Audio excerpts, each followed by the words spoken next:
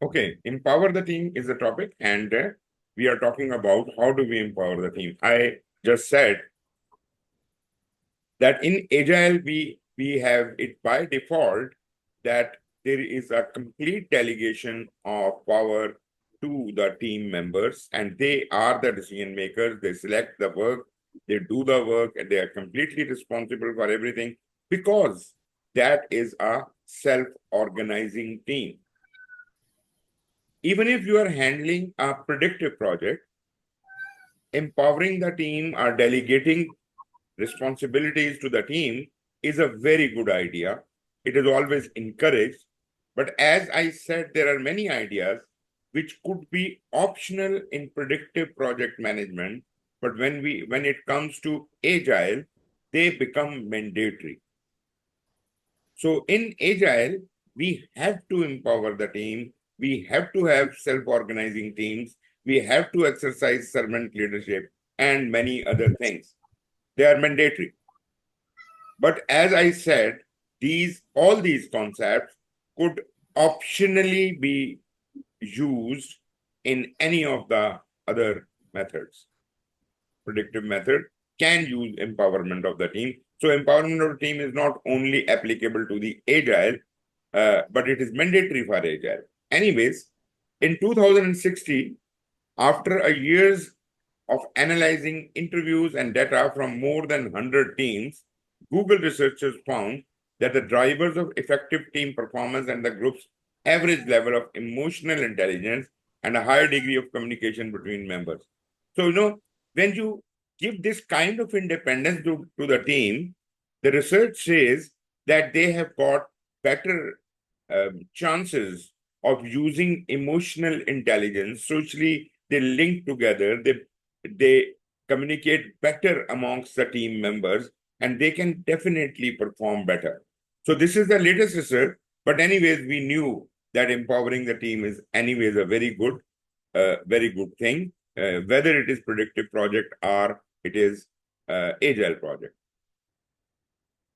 Empowerment, unity, and autonomy. Well, we talked about the empowerment. Okay. We talked about the empowerment. Second important concept here is the unity. The team should act as one. They should not have any difference of opinion. They should have shared understanding. And whatever the team does, that must be the team's united decision, right? So there is no individual, especially in agile. There is no individual. There is a team. If you do well, team did well. If you do not do well, team did not do well, right? So prioritize team unity over individual contributions. Individual contribution is part of the whole. It is not the whole itself, right? So we are not going to pay any attention to individual contributions, but we will look at the whole picture, what the team has done. And team also understands that we are not trying to undermine the effort of a individual, but at the same time, team also assumes themselves as a unit, and whatever their decisions and whatever their work is, that is analyzed as a unit, right? So we never say he or she did that, but the team did that. So that is the concept of unity. Third is autonomy. They should have the power to decide whatever the team wants. There should be unity and autonomy. They should be collectively able to gain a consensus. They make their decisions together. And the interesting part is that we also have a concept of spontaneous leadership emerging within the team. Within the team, whoever is the expert of that matter which is to be under question, that person automatically assumes the role of the leader for that job without even any permissions or any we don't need any permissions for that. That is a characteristic of a self-organizing team, right? So the leadership emerges out of the team for every task, and people gain consensus on that, and they start respecting the decisions of the expert, whomsoever that is within that team. So now you understand how the concept of empowerment, unity, and autonomy can apply within any project for that matter, but especially for agile. Goal, that is, team recognizes their power and influence, meaning team is self-conscious about what they can do and what they cannot do, how much influence they are exercising. As an empowered, cohesive unit, they depend on each other to make decisions. So there are no, single decisions. Anyone is not making any decision. So whether you agree with it or not, but every decision taken by the team is owned by every member of that team, and solve problems to deliver desired value quickly. So your purpose is not personal gains, but overall value generation or value delivery. That is what the target is, and team is working towards that target. So actually we are shedding away the individual or personal interest within the team. They are no more important because it is now the team working and not the individuals as such. We have already talked about diversity, equity, and inclusion, DE and I, and I would just like to emphasize, when you empower teams as a cohesive unit, you must also need to respect the individuals. You should not undermine anyone who is of a different color, race, or gender. So create an environment that acknowledges diversity in a positive way and that builds mutual trust, right? You could encourage the people around you, even those who are weaker or slower to think, they are now part of the team and they must not be slighted. They must be given equal respect. They must be entertained within the team as an equal partner, and they are equal decision makers within the team. So the decision of the team is owned by everyone, no matter what race, gender you are. So supporting trust and morale building initiatives within the team. Why? Because we are trying to have this team working as a unit, as a single unit, right? Not as individuals. Fostering a collaborative culture, naturally, we understand that, and acting and leading with empathy. If somebody is weak, when I'm considering that person, I'm also a team member, I should exercise empathy. I should, look at the capacity and capability of that person before I can start making expectations out of it, right? So naturally, DE and I is also a very important concern with us. And when you give this kind of flexibility or kind of independence within your team, you are basically allowing them a kind of a psychological safety. They would know that when we come to work and we are working within our team, we don't have to fear about anything. No bullying is going to be there. Nobody is going to pressurize us. We can table our concerns, and it all can be debated. Consensus can be gained, and decisions can be made. So we are safe psychologically in our workplace. This is a big concern nowadays. Most of the organizations have this problem of they don't have the psychological safety. There is workplace bullying very common. Anyone who is stronger or who can speak louder probably can snub anyone else. That is not the environment we are really talking about. Even if, as I said, diversity, people are from different background, they could be weaker, they could be handicapped, they could have anything. But if they are in a team, everybody, as I said, should have equal rights, and everybody should feel psychologically safe. They know that nobody can crush them.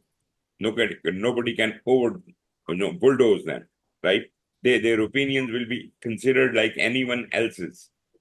So that is the concept of psychological safety. Why I'm emphasizing on these things, because there is a lot being done right now on these areas, psychological safety, diversity, and all that. But what we are talking here, this is a lot of research going on even within PMI on these topics. Then we come over to the motivational theories. I suppose you would be knowing about these motivational theories already. You must have studied it somewhere. Are you aware about the Maslow hierarchy of needs and Herzberg and all? Have you ever heard about I them? cannot. I think I have read about them, but many years ago, so I cannot really recall Okay. any of it. I will very quickly try to refresh your knowledge of whatever you have studied, but these are extremely important concepts. And whether you are doing HR or project management or journal management or whatever area you are in, everybody is taught these theories, right? Wherever you have to deal with people, there needs to be a knowledge about the motivational theories and approaches. Actually, it all started with Maslow. Maslow's hierarchy of need is the basis of everything in human resource management.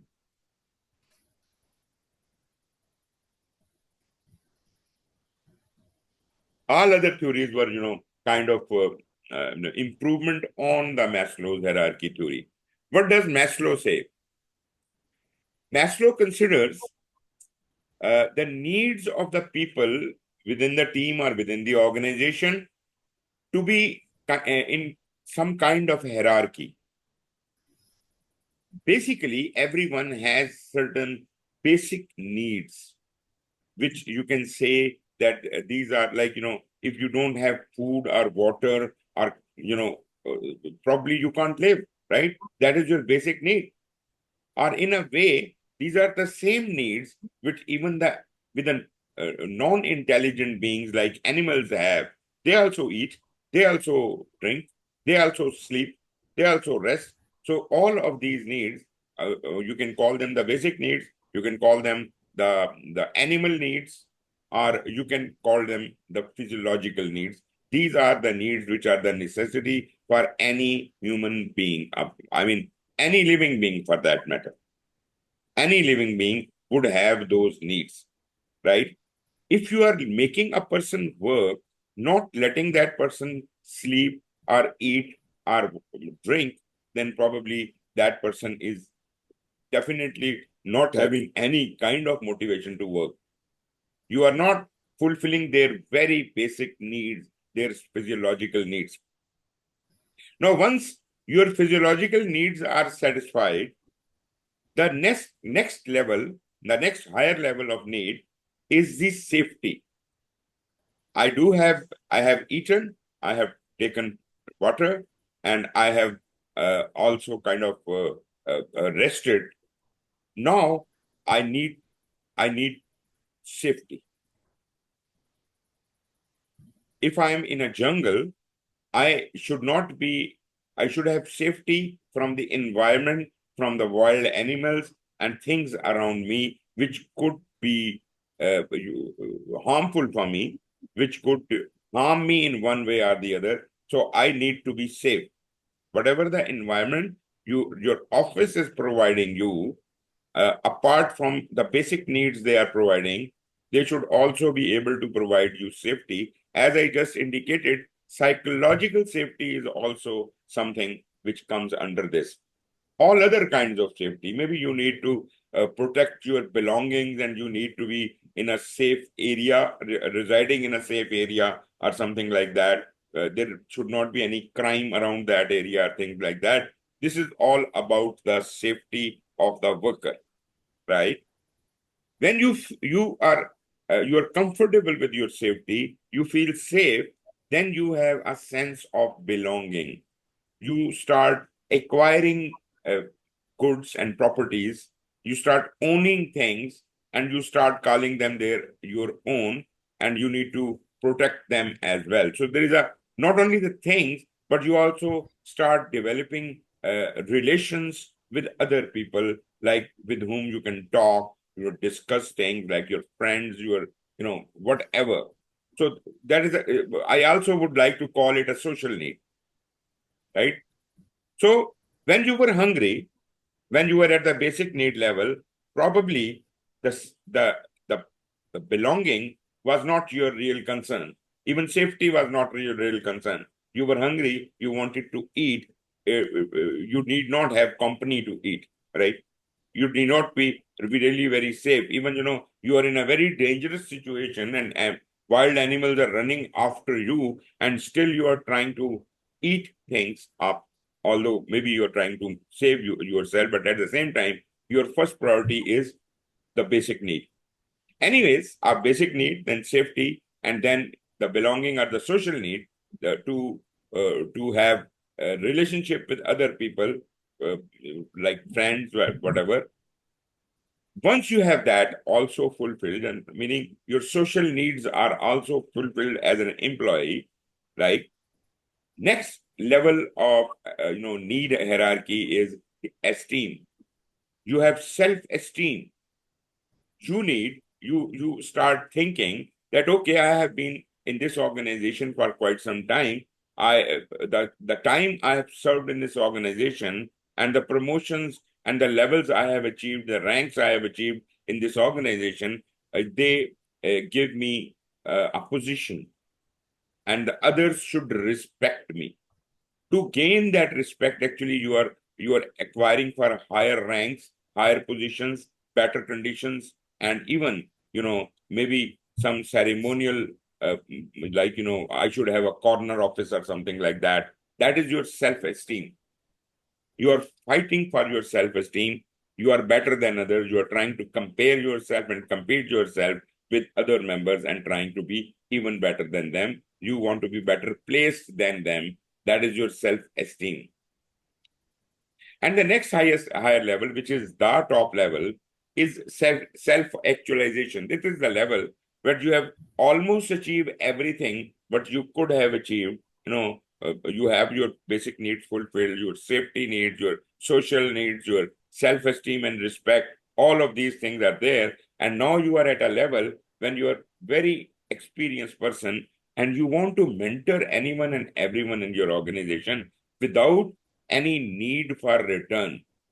You don't want that people should pay you, but you want to share your experiences. Maybe you are old enough to retire, and before you retire, you want that all the lessons you have learned all your life in your job, you want to share it with others who are going to lead in future, right?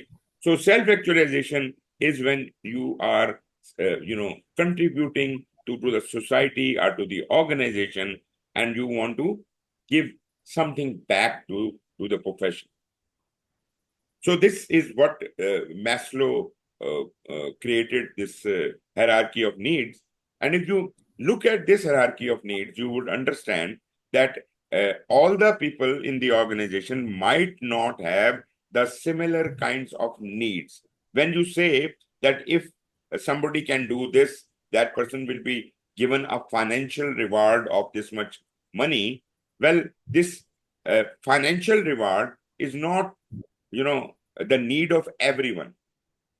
Maybe the people with having lower needs, they might be very happy about this reward, but a person who's sitting at the very top level of self-actualization or self-esteem or respect, that the reward might not matter a lot to that person. I hope you are understanding what I'm trying to say. Yes. So the point is, every person, every employee in your organization may have different set of needs, and you have to recognize and understand the level of needs that person require, and you must reward that person accordingly. That person must be compensated accordingly, right? If Right. somebody has done a very good job, and you call them, give them a lot of respect, and issue them a certificate or a gift, but that person is under a lot of debt, and that person actually needed money. He doesn't need a certificate or a photo session, right? Although that could be really good for those who are at the level of self-esteem or at the level of self-actualization, maybe they can enjoy that kind of reward. But a person who is in high debt, he probably needs a raise in salary or maybe some kind of loan or something. So whatever is the need of your employee, you must understand that and try to compensate them accordingly. That is what Maslow said. Are you comfortable with this theory? Yes. Okay, let us build on this theory. Let's say what Herzberg had to say. Herzberg was another social scientist who actually worked on the Maslow's theory, but he segregated certain items, which are he calls them hygiene factors, or in other words, I could say demotivators and motivators. Now, which of the levels are hygiene factors? That hygiene means that they are the basic necessity of every employee. I mean the lower levels of Maslow hierarchy, the food, the water, the safety, and these kind of things, which are which every employee thinks that this is their right. If I am an employee of this organization, I must be paid some salary. I must be provided the appropriate work environments and all that. So they believe that this is what they will get as a result of getting the job. Now, the question is, does this work environment and salary motivate these people? What do you say? It does. Actually, it doesn't. It does give a motivation to a certain level. You know, I mean to say, when I say motivation, that means do they have any encouragement to work beyond the call of duty? No, not at all. You have the work environment, you have the salary. So you would like to work on an average pace and you don't want to uh, stand out of the crowd, right? But if I Right. stop your salary or I degrade your work environment, that would be a direct demotivator. My performance would even go below the average. But if you provide me these things, don't expect wonders from me. You can expect an average performance from a person whom you pay a salary and whom you provide appropriate work environment. That is not sufficient to work outstandingly, right? Now, what Right. makes you tick? What makes you go beyond the call of the duty? These things are called motivators. Like you are being engaged with into very important discussions or initiatives. You are given recognitions, rewards, and encouragements and things like that, and maybe you are given promotions, advancement. You are being provided special training which can be useful for you in the future. So these are the motivators. These things make you work towards the outstanding goals, right? So I would say that the things on the right are the motivators, and things on the left, in a way, they are the demotivators if they are not fulfilled. They are the basic hygiene factors, and if they are not fulfilled, they are not provided, don't expect any performance from your worker. I hope you get the idea.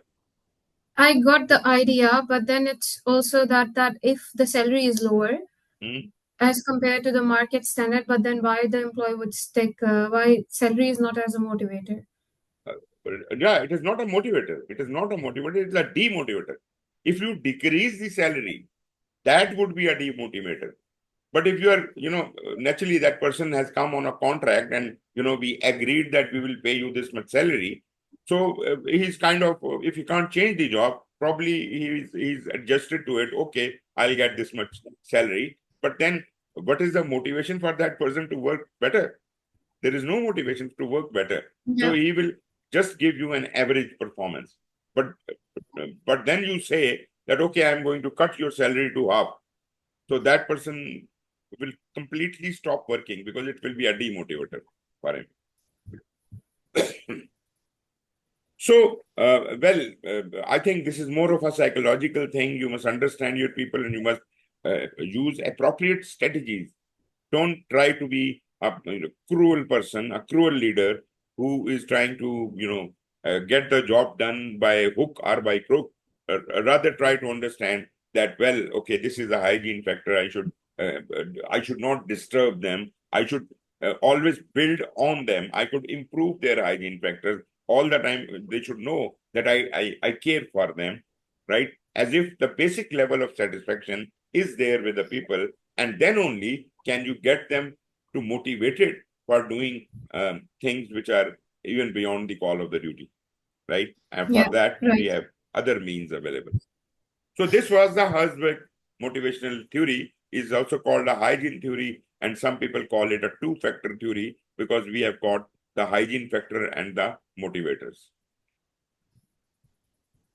McGregor came on and he came up with another theory, which is again very interesting. That is theory X and theory Y. What is this theory X and theory Y?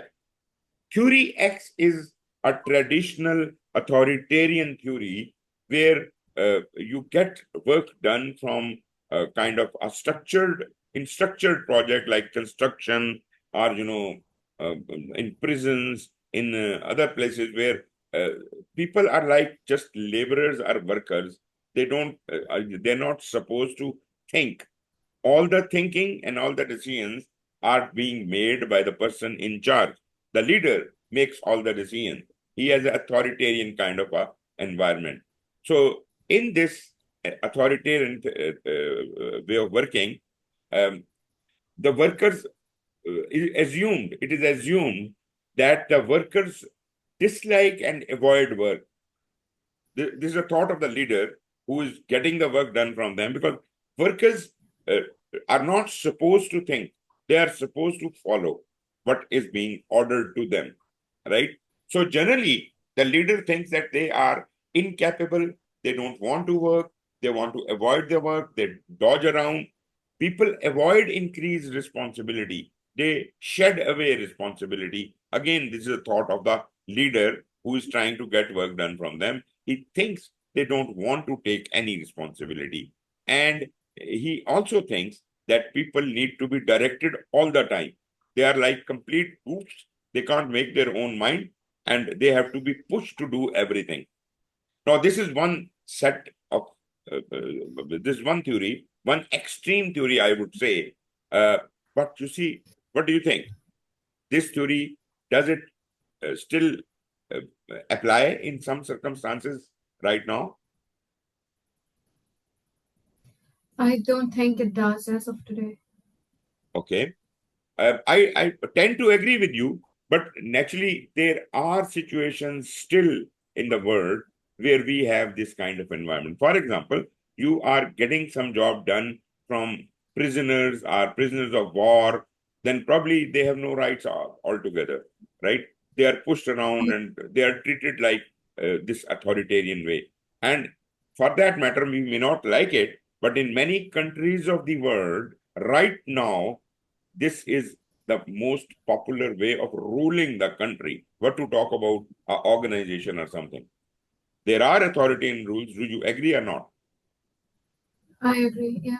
So it still exists in our world. You may not like it, but that is one of the one of the extremes. Though we don't like it, though it is considered really very bad, but that is how some of the projects, some of the environments are operating in an authoritarian manner. So we can't say that they don't exist. They do exist.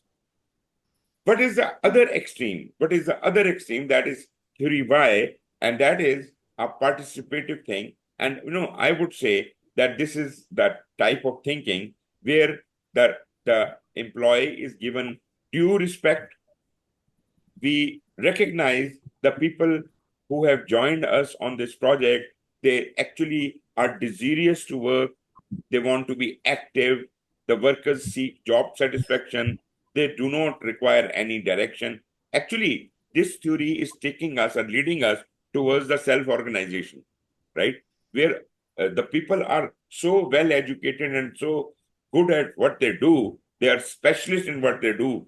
that they want to do everything they are capable of doing everything all by themselves as a team, and it is probably the most participative kind of thing. And the extreme of that is what we apply in the agile as a self-organizing team. It is a participative kind of thing, right? So this is the other extreme, right? So there are two ways things can be done in this world, either by theory X or by theory Y. I do understand and I do agree with you that preferred approach for us, for educated people, for cultured people, would be always to go for theory Y, right? But you cannot factor out that theory X does not exist. It is just like closing your eyes to the facts around you. But if at all you have to, form a group or team or an organization, probably I would very strongly recommend that you should consider towards the theory Y. That is what is normally, as I said, in cultured uh, organizations, we have got this kind of mechanism in place. So now, we are actually building on the base Maslow's theory, which is, needs. We have moved on to the next level, motivators and demotivators, and now we are talking about the two extremes. Actually, these are not the only two theories. Actually, just like agile and predictive being two extremes, there is a lot of space between those two extremes, which we generally call the hybrid. Similarly, between theory X and theory Y, there is a lot of space, which could be, you could be running a show which is partially authoritative and maybe partially participative, or a hybrid kind of an environment in between. So it is not always that classically you will encounter authoritarian scene or a participative scene, but something in between as well, right? But you must understand the two extremes when you are going into an organization, as if you can judge that, okay, how much of authoritarian style is being adopted in this organization and how much participative you are. So there you will be able to actually catch up and match up that, okay, well, they are very authoritarian at the top level, but as far as the working is concerned, like it is just like saying we are predictive at top and we are agile at bottom. It's a hybrid, right? Exactly like that. The theory X and the theory Y could have their own kind of hybrid. So this is theory X and theory Y.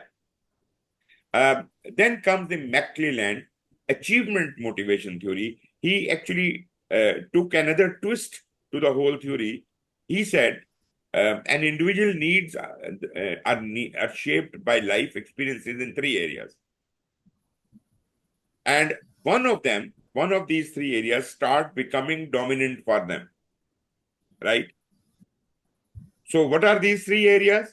Achievements, power, and affiliation. So you see, first of all, you have to strike a balance among these. If you make a person too powerful and he has no affiliations, no achievements, then that power might not serve the whole purpose. If you have given a lot of achievement, like there is a player who has achieved a lot of accolades for the organization, but that person has no power and he has not been given any affiliation. So the achievement alone cannot be a very good motivational measure. Or if you are very well connected and very well affiliated, but you have no power and no achievement, again. So what I'm trying to say is that you should build a balanced personality, a balanced theory in which all of these things are somehow balanced out. And here, when we are talking about high performing teams, there is a concept of uh, T-shaped people. Have you ever heard about what a T-shaped people are? Yes, we talked about it last week. Okay, And good. yeah, So you understand now that what is self-organizing, what is generalizing specialists, and what are yeah, T-shaped people, right? So I yeah. think a T-shaped person is a balanced person, is a balanced person who knows what he or she is a specialist of, and he knows a little bit about everything else. So it creates a balance by doing that. So that is directly associated with the McClelland's achievement motivation theory. Okay, uphold team charter and ground rules. Remember, we have talked about the ground rules and the team charter. When the team was formed, we said that let the team make their own rules for the game. And they are the ground rules. How are we going to operate on this project? I mean, what will be our working hours, working timing, and what should be our basic rules? What should be our ethics and things? And how will we make the decisions? How we will conduct the meeting? So general rules about them, they are generally agreed in the team charter, and they are written down as ground rules within the team charter. And these ground rules could be, displayed in the workplace, and everybody should always be able to read them as if they are reminded of their mutual agreement all the time. So, has a ground rule been violated or broken? You should always question that by looking at that chart. Okay, it says that you should not lie, and I am lying. So, am I breaking the law? Am I breaking the ground rules? Are the rules visible? They must be displayed. They must be commonly known to everyone. Do any rules need updation? Yes, you can always change the rules. You can update them, but that should be a mutual effort by the team lead. In agile projects, team makes these rules. In a predictive project, maybe it is being given to the team by the team lead or maybe the project manager.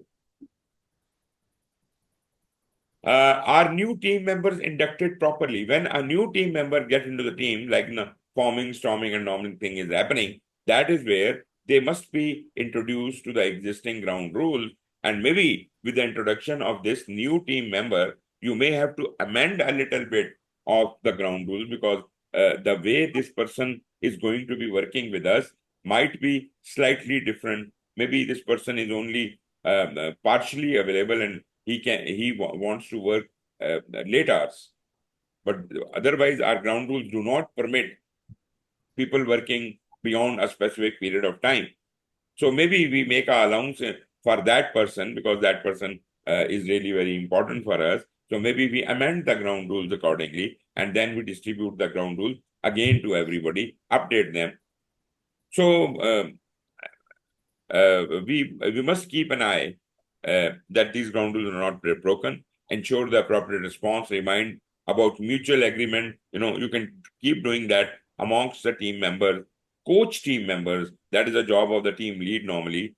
Use the servant leadership. Again, the team lead, or for that matter, if team has got further sub teams, the sub team leaders should also be exercising the servant leadership. Save harsh disciplinary action for severe violations only. Do not work on a carrot and stick policy. That is very bad. Only, yes, you can say that there will be harsh actions which could be taken, but they are just to threaten the people. They should know that yes, this can be done, but generally they will never be done. I mean, you will manage them in such a way that nobody will ever be getting into that condition where harsh disciplinary action should be taken. But they should be defined in the ground rules, right? You should avoid that to the max. Avoid taking any harsh measures. We can emotionally deal with them. We can exercise empathy with them, and somehow that can be dealt with much easily than by carrot and stick policy. Okay, reward and recognition, as we have already talked about, that this is a motivator. This is a great motivator. So there are two separate things: rewards and recognition. What are rewards and what are recognition? Reward is generally a tangible, consumable thing. You are giving a prize to someone. So this thing is visible, this is tangible, and this is consumable. And that could be as a result of something good that person has done. It could be a specific outcome or achievement, and as a result of that, he gets the reward. And this is to motivate toward a specific outcome. Never reward without recognition. That is the most important point.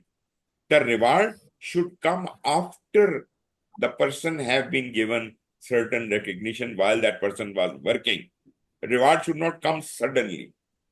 Naturally, that person, when he is performing that job, must be performing well. Why are you not recognizing that person at that point in time? Throughout the work, you should have been appreciating that person, and that would be an encouragement for that person to work even better. And ultimately, we can give him the reward when that results are being produced. So reward comes after the result has been produced, and recognition is done during when the work is being done. And recognition is not something physical. It could be an appreciation. It could be, a smile or some kind of expression. It is intangible and it is experiential event. Acknowledge person's behavior rather than an outcome. When you are recognizing someone, you say, okay, you are very truthful. Now, does that sentence mean that you are doing your job very well, or you are working towards an outcome very well? It doesn't say that. You are honest. That means we are appreciating that person. We are recognizing that person for his honesty, not for the outcome. Outcome comes at the end of the job. Used to increase recipient feeling of appreciation and can be given without a reward. Now, this is very interesting. You can be very big-hearted and you could be recognizing, appreciating everyone in your organization or in your team. That would be very good. But that doesn't mean that you are going to reward everyone, right? So reward should be given only after recognition, but recognition can come alone. It may not accompany a reward, right? So the rule here is be transparent and judicious when using reward and recognition. Monitor for any negative effects resulting from misplaced competitiveness or animosity. I think you must be aware about misplaced competitiveness and animosity. In organizations, there is a tug of war. People want to, get ahead of others because last time you have done the job well. This time I am going to push you down. I'll not let you work well, and I am going to be getting that reward.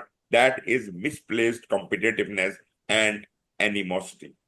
We don't promote that. We promote kind of a fair play. So reward and recognition system is really very important for any organization. Then comes the decision making. How much power you have given to your team members to make their own decisions. Well, if it is working in a team, I have already told you that it should be a decision by the team, right? And it should be based on a consensus amongst the team members, right? And the decision making should take care of any conflict resolution as well. Naturally, if 10 people are debating on something, there will be some conflicts, there will be some difference of opinion. So let's debate that, let's come to terms on that and resolve the conflict, gain a consensus, and make a decision. That is how teams make decisions. That should not be a point of conflict, because that is yet another thing. If you can groom the conflict, probably decisions will not be you will not be able to take any proper decision. But there will be a lot of competitiveness and animosity, and maybe you are unable to perform.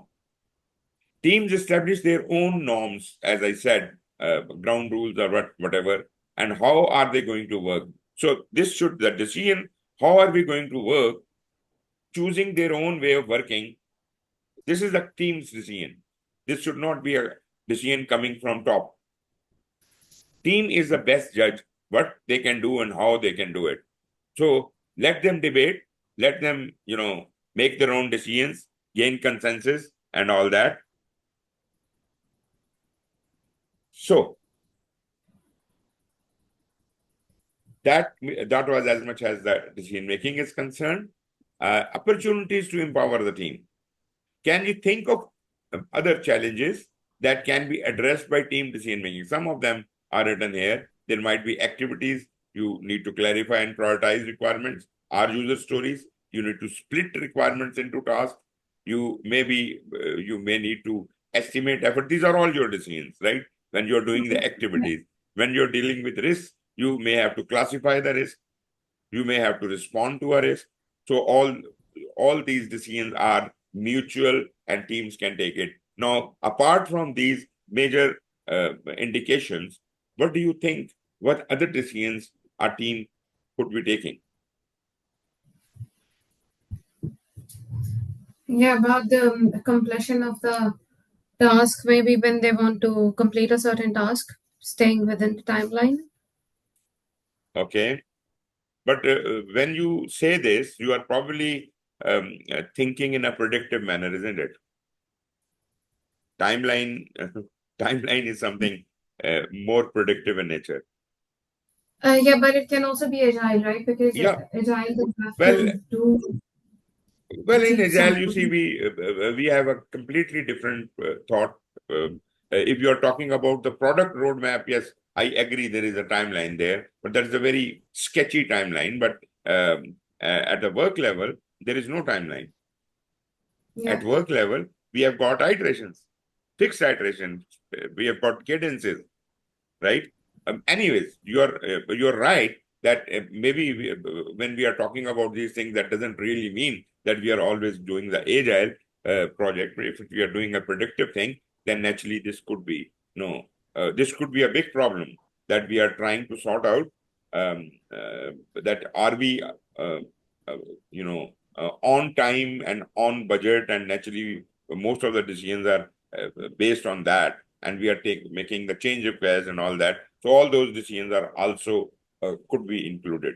But in an agile environment, the environment is completely different. We are dealing with the backlog, and backlog is where the change is happening. So we don't have a formal process of change in an agile project. Agreed? agree. Okay. What could be decision-making method? Now, because we are mostly talking about agile, most of these methods, although they can be applied to predictive projects as well, but they are specifically designed for agile. Like, why? Agile says no complications, easy method. So, which could be kind of what do you call it? Common sense kind of tools should be used. Like voting is a very good decision tool. Okay, how many are favor? Raise hands. Okay, decision is made. Consensus is gained. So simple, right? So voting is a very good consensus tool. And naturally, we don't want to waste a lot of time in debates and everything. We have gained the consensus just by a simple process of raising hands. Just by voting, we have done it. Now, if we start debating, no, your idea is not right, and I could do it in this way or that way, we are going to waste a lot of time. We have got to make instant decisions. So probably this kind of tool is great. But I don't say that you should not apply your mind to it. Sometimes you have time. You may even have a multi-criteria decision analysis. You may have several parameters, 2, 3, 4, or 5 parameters to make a decision, and you have assigned a certain weightage to each part, and you say, okay, 10% weightage is to the experience of the person doing it, and maybe 20% weightage is to this thing and this thing, and then you try to get the decision from the other people. How much do you score that work according to the experience, according to the ease of doing or things like that? And once you have all the opinion from different people, you do a multi-criteria decision analysis. I will average out and try to find that what is the exact level of um, efficiency in that work, and what decision should be taken. Have you ever done this multi-criteria or weighted average? Not in a practical life, but in a hypothetical situation, yes, while Okay. case solving. Okay, let me give you an example. Have you ever done an average? You have Yeah, got an opinion from 10 people, and then you have averaged it out, right? yes, Okay, multi-criteria decision analysis, that what I call it a weighted average, is exactly like an average. But if 10 people are giving the opinion, everybody has equal weight, right? So right, everybody is considered one unit, and ultimately 10 units you are averaging. But what if I say there are two of these people who are from the bosses, and they carry a weightage of equal to three people each? Do you get my point? that's not, yeah, This is a more experienced person, or this is a boss or something like that. So this person, his opinion carries three time weightage, and there is another kind of expert. His opinion carries two time weightage, and normal people carry one time weightage. Now you have got opinion of all of these. You will take a weighted average on that,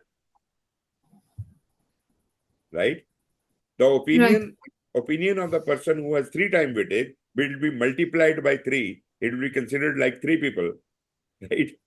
And the right, other expert could be could be two people, and everyone else could be equal to one person. So now the average will not be out of 10 people. Maybe there are two people who with weightage of three, so they are equal to six people, and there are three people who are having weightage of two. They are again six people. So five people out of 10 have collectively how much weightage? 12. true, yeah, And five, add the rest of the five to that, 17, the weightage of 17. So the average would be out of 17 now. The average will be out of 17, not out of 10. This is called a weighted average. And this is how the multi-criteria decisions are taken. Then autocratic decisions, where there is one boss, one leader, and whatever he decides, everybody has to follow. That is the most popular thing in predictive project management, or in the theory X kind of environment. This is how the things happen. One person makes all the decisions, right? So, well, this is not a very popular method, but sometimes when it is difficult to gain a consensus, probably we may have to resort to this kind of decision making. Agree or not? agreed, Okay. Within the voting, there could be many ways of voting. Now, let us look at those. There might be, it's just like a ground rule. There might be a rule that all the team members should have gained a complete consensus. Until even one member has a different opinion, the decision will not be considered complete. This is called unanimous decision making, right? It is just like right, jury decisions, where the jury has to come to a consensus of guilty or not guilty. Even if one person is of a different opinion out of the 10 people, the decision cannot be announced. They have to convince that one person that he should change his or her opinion to maybe guilty, right? So until he carries the verdict of non-guilty, there is no consensus considered to have been gained. That is called unanimous decision making. The whole team will elaborate on the topic until and unless everybody in the team have gained a complete consensus. Unanimous decision could then be taken. Then we have got another way of doing it, that is called a majority decision. What is a majority decision? We are 10 people. If more yeah, than 5 people have voted for this, everyone else will have to respect that decision. we are not gaining a consensus or convincing them till death. We are saying, okay, let's make it a rule that if 50% votes is in whatever direction, the remaining people who even did not vote for that, they will have to agree, right? This is a majority decision. And what is a plurality decision? A plurality is when there are more than two opinions. And actually, the voting, when we'll do on those three opinions, it might be possible that nobody gets more than 50% votes, right? Maybe one person is 40%, another is 35%, another is. So all votes, there is none which fulfills the criteria of majority. Nobody is beyond 50%. But then in plurality, we will go for the highest number of votes. The decision which has been graded 40% and which is the highest, that would be considered, and all the group has to accept that. So these are various, means of doing the voting. Now you have to set the rule whether it is going to be a unanimous decision, a majority decision, or a plurality decision. Now, how do you do it? Like I gave you the example, raise the hand. Okay, yes, of course, we can raise the hand. But people have come up with more innovative ideas. There is an idea of raising the fist of 5. How does a fist look like? Fist look like this, right? Right. You Yeah. can say, if you want to, it is kind of a weighted thing. If you are fully convinced with the idea and want to vote with full-heartedly, you want to vote for that, that is this 5. If you have a little less, 4, maybe 3, 2, and 1. And if you don't want to vote for it, this is a closed fist. This is called fist of 5. Now, if I have voted this, another person has voted this, so you will count the number of fingers. All the fingers have to be counted, and they have to be divided by number of opinion givers. And that will give you an average score, which should be a consensus, which should be accepted by everyone. So can it be like similar to a survey? Like for example, we receive it, they ask us to determine Yes. something on a scale of 0 to 10. So Yeah, 0 being the exactly. lowest and then 10 the It, highest. So that yeah. Survey could be, it is exactly the same, but survey is a very long process. This is an instantaneous process. Rather than saying yes or no, I'm saying raise your fist, right? And I'm just simply counting it, and instantaneously decision is made. There and then the decision is made. What is the score, right? But yes, you are yeah. right. We are doing exactly the same thing what we do in a survey, but we are doing it physically and just like raising hands. There is another way which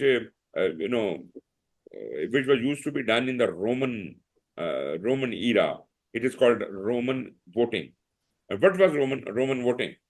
If you have seen some movies of the Roman time, what is this? Winner, 1. right? Okay. Is the winner. And what is this? Kill the Loser. opponent. Kill the opponent, right? And this is so even, right? So this is simple Roman voting, right? So rather than having a yes or no answer, we can have the Roman voting this, or this, right? Again, very simple. Similar to fist of 5, there could be yet another mechanism which is called dot voting. What is dot voting? For example, there are a couple of ideas, maybe there are 10 different ideas, and we want to vote for them. It's not, we are not voting on one thing. We are voting on 10 different ideas.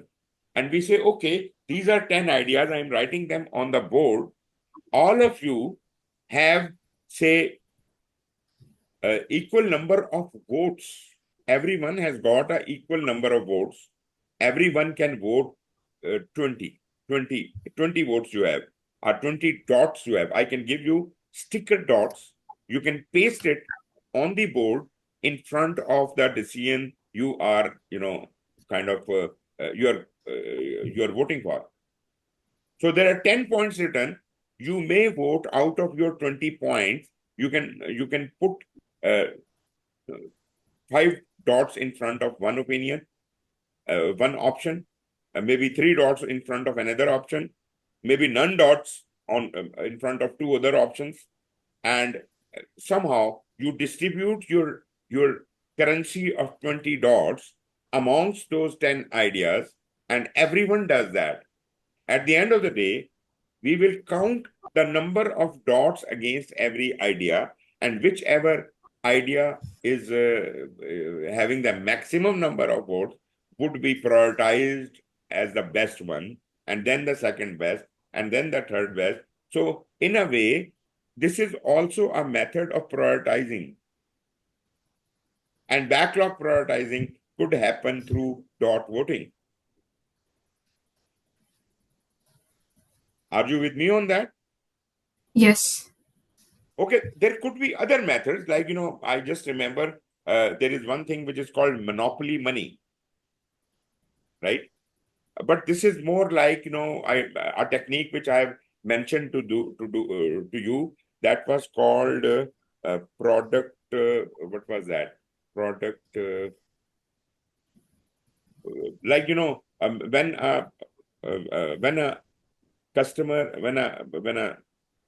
customer cannot explain the requirements, I ask them, okay, assume whatever you want has been prepared, and now you have to sell it to us. What did I use the term for that? Product something it was. So he had to convince us that this product is good, and while he's convincing us, we are able to jot down the requirement, right? Similarly, Right. if I tell you, you have got $100 in monopoly money, you can spend it amongst these 5 ideas. How much money will you spend buying the first idea? How much money to the second idea? And that way you can say, okay, I will buy 2 items, one at $60 and other at $40, and 3 are rejected. I'll not like to buy them. It is just like you're trying to sell the product. Here, you are trying to buy the product. You are trying to buy the idea. So this could be another method. Then what is left? Yes, planning poker is left. Polling is a simple polling. You put your vote into something and then they are counted. That is the simplest way of doing it. And now let's talk about the planning poker. What is planning poker? Have you ever heard about it? No. No. Have you ever heard about a Fibonacci number? Yeah. Okay, good. Do you have an idea what that looks like? What is that? It's the Fibonacci, right? Yeah, I just have heard about it to exactly know how does it look like. Maybe a it looks like a spiral, right? Actually, right. spiral has a formula behind it, which is Fibonacci sequence, right? And Fibonacci sequence is like, you have a number, say 1. 1 and 1 is added, it gives you 2. Yeah. The last 2 numbers will always be added. So what are the last 2 numbers? 2 and 1 makes 3. 3 and 2 makes 5. 5. 5 and 3 makes 8. 8. Yeah. 8 and 5 makes 13. Yeah. So this sequence is called Fibonacci sequence. And if you plot this sequence, it will form a spiral. This is called the God's ratio, or the, kind of natural sequence of the things. And you will find this spiral everywhere in the nature. It is in the sunflower. It is in the astronomy. It is in a lot many things microscopically, or even at the larger level. You could find spiral in nature everywhere, right? So that is one of the things which is really very interesting to note. Now, how do we use that? First, if you understand the importance of this sequence, I'm just trying to convince you that while you are voting, rather than voting on normal sequence of numbers 1, 2, 3, 4, 5, let us decide as a group, as a team, to vote on the sequence of Fibonacci numbers. Agreed or not? Agreed. So what I do is I create a deck of cards, which in place of having the normal, numbers on the cards, we have got 1, 2, 3, 5, 8, and so on, 13 and all. So your deck of cards, maybe there are 30 cards in your deck, and everybody gets a deck of cards of planning poker, and they have got these numbers written on those cards. One card will have 1, one card will have 2, one card will have 3, 5, 8, 13, and so on. There are 30 cards with each of the team members. Now I ask them, how do you grade in the size of animal an elephant, right? So I ask them to pull out an appropriate card for the size of the elephant. What do you think? What number represents an elephant? 7, or the highest one? Okay. But do you think there is nothing larger than an elephant in this world? Yeah. So naturally, this all depends. You are considering this from the point of view of only the land animals. What if you compare this with a whale? Yeah. Or another person sitting down there that says a prehistoric animal like a dinosaur, right? So everybody could have that different opinion. So first put the things in perspective and tell them, okay, what are the limits? And considering these limits, how do you vote for an elephant? This is normally used, planning poker is normally used for estimating stories. What do you think? How much effort is required to do this story? So tell us a number, right?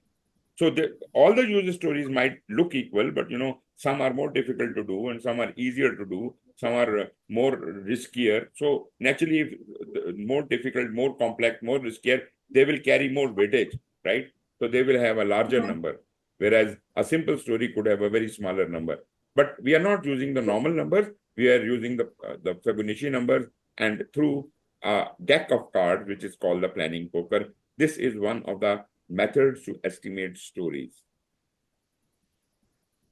Are you okay with it? Yeah, I'm fine with it. It's clear. Well, there are many methods here. Just some of the methods I have, told you.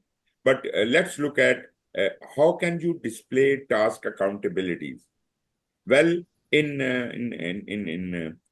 a predictive project, we have ways of representing who is accountable for doing what. It could be different reports, right? It could be different charts or something like that. So keep work in progress visible to demonstrate transparency of work completed. So whatever has been done must be reported to concerned stakeholders.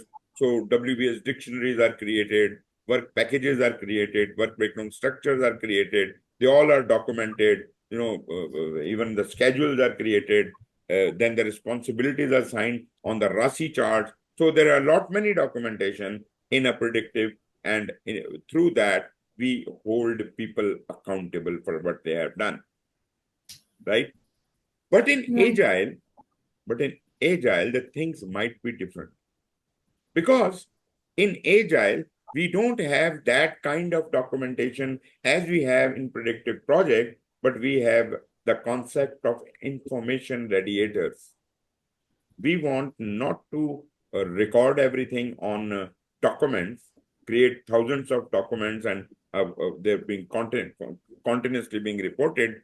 We want a complete transparency, and we want everything in front of everyone. how can we have all the reports and returns in front of everyone that could be post everything on the wall. If you are in a co-located space, your walls should be the information radiator. Rather than putting the things in the file, we have more simpler tools to represent everything which is happening in the project, and that could be displayed on the walls through some charts. And these are live documentations. Whenever you complete something, you will update that information on the wall. Everybody would know where you are. And interestingly, this workspace in which our agile team is operating, that is open for all. Even this is completely transparent, and it is any stakeholder could walk in and see what is happening. So we are not hiding anything. We are completely open. We are completely transparent. But the only request we have from these visitors is, please do not disturb us. Do not talk to us. This is just for your information. You can read it, you can understand it, and that's about all, right? You don't interfere in what we are doing.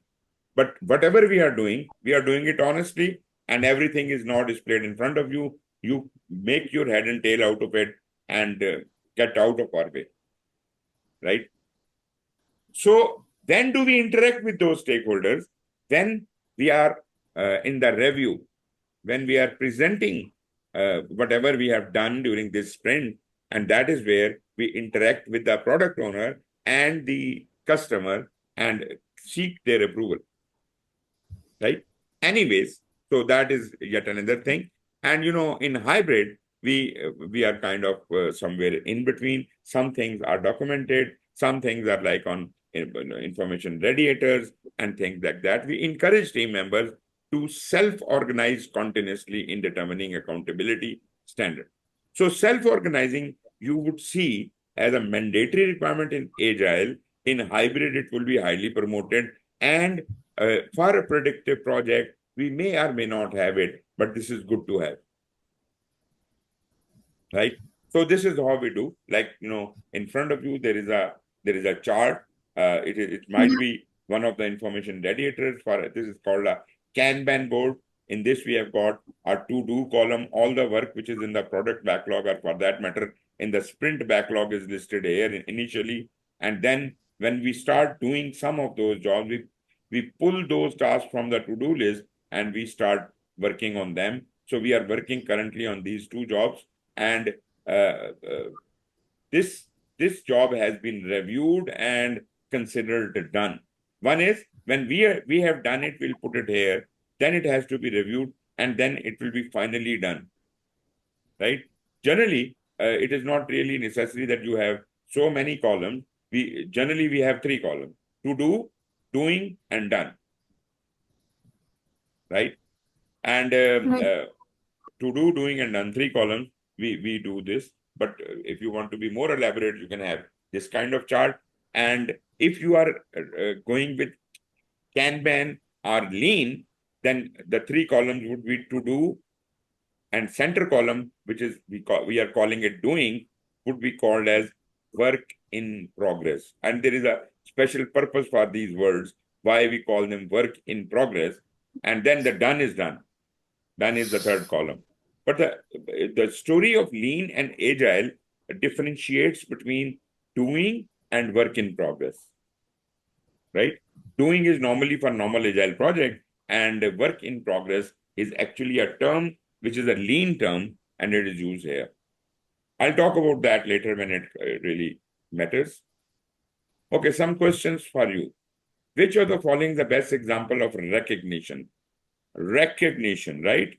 Monetary bonus, praise for effort, additional time off, or meetings starting on time? B. B, very good. So this is non-tangible, praise is non-tangible, and this is not something monetary and all that. Okay, in a multi-phase project, when are assumptions validated and risks analyzed? Is it done at the end of the project, at the beginning of each phase, at end of every phase, as specified in the project governance document? And number D? D. The correct answer is at end Yeah. of each phase, Each right? phase. Okay. Because then we have to move into next phase and we want to see that what we have, it is just like a retrospective kind of a thing. What we have done right, what we have done wrong, what should we be careful about. So if it was an iteration, I would say at the end of every iteration. Okay, we are done with this topic, and the next topic is team member performance. Support the team member performance. But if you like, I can have a little break for about 10 minutes. Will that be Okay. fine? Okay, Yeah, that's good. wonderful, wonderful. So let me put on the timer for 10 minutes. Yeah, see you in 10 minutes.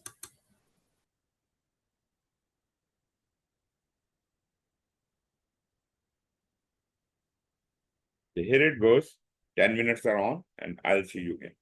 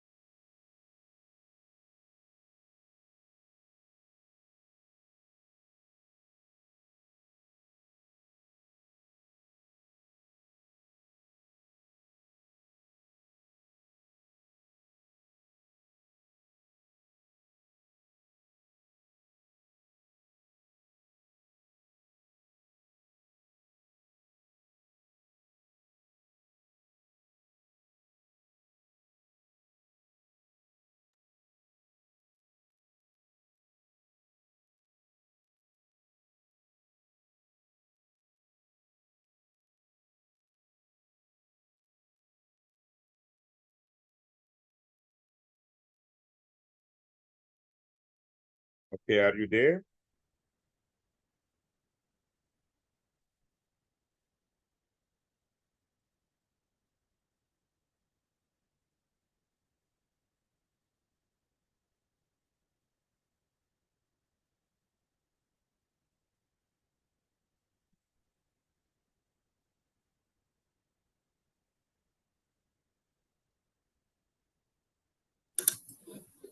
Hi, yes, sorry for Most the of it, delay. no problem. Okay, should I start? Yes.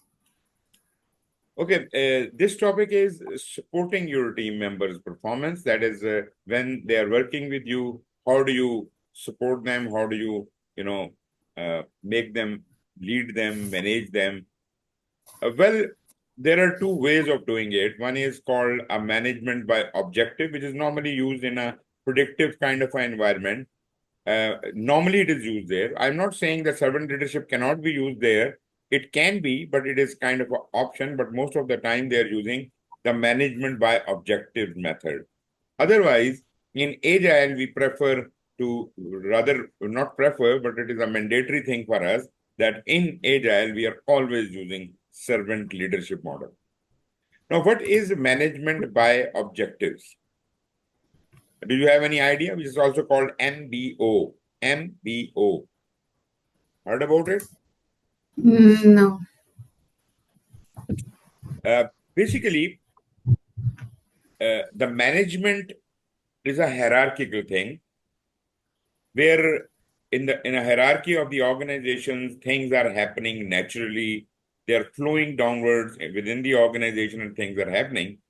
But in a normal organization, they are not really very much mission oriented, and aligning whatever a department or a worker within a department is doing with the overall strategy is not really very comfortably possible.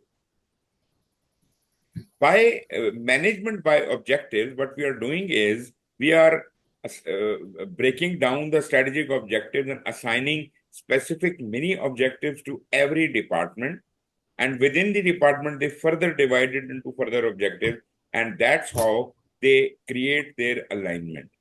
So every project or every assignment within the organization has some objectives to meet. That way they get aligned somehow to the overall objective of the organization. So that is managing by objectives, and this makes the things much more efficient than usually it was.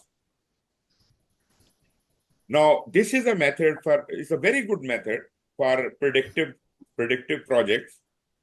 It can even be applied to Agile, but you see, Agile has its own unique requirements.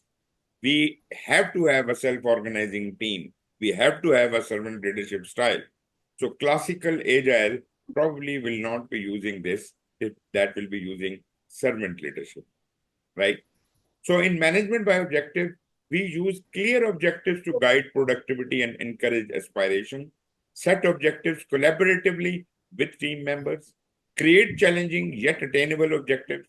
Whatever the breakdown of the objective is, it should be attainable and it should also be a little bit challenging.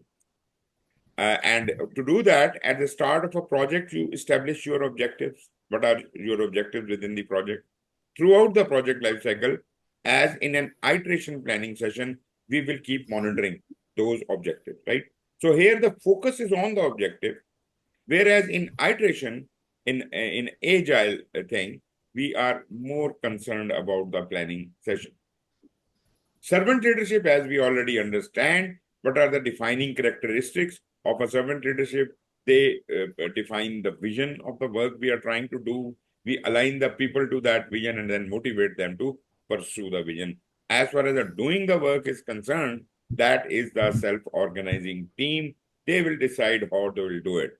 I, as a leader, will just give them the direction, the right picture, right vision. I will show them and put them to in alignment with that vision and let them do their job. I'll just provide them the motivation. This is the role of a servant leader.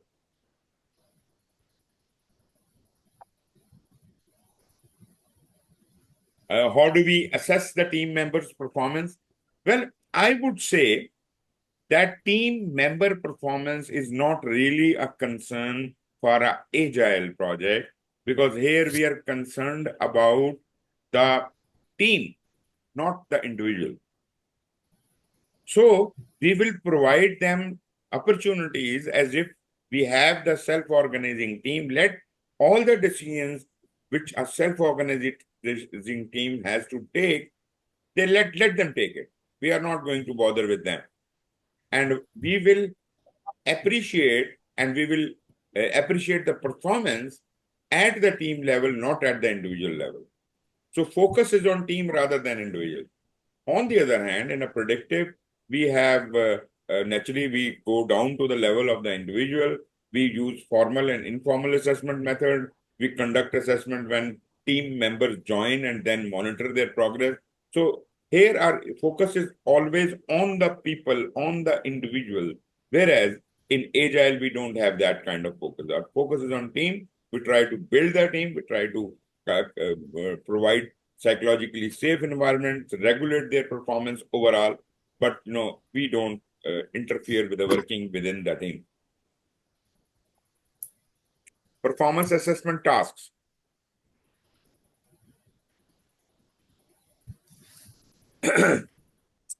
Compare performance to goals. Now, don't be confused, even if it is an agile performance when we are talking about the team performance. If it is a predictive project, it might be about the individual performance. So compare the performance to what the goals were, clarify their roles and responsibilities, deliver positive as well as negative feedback. That is very important point.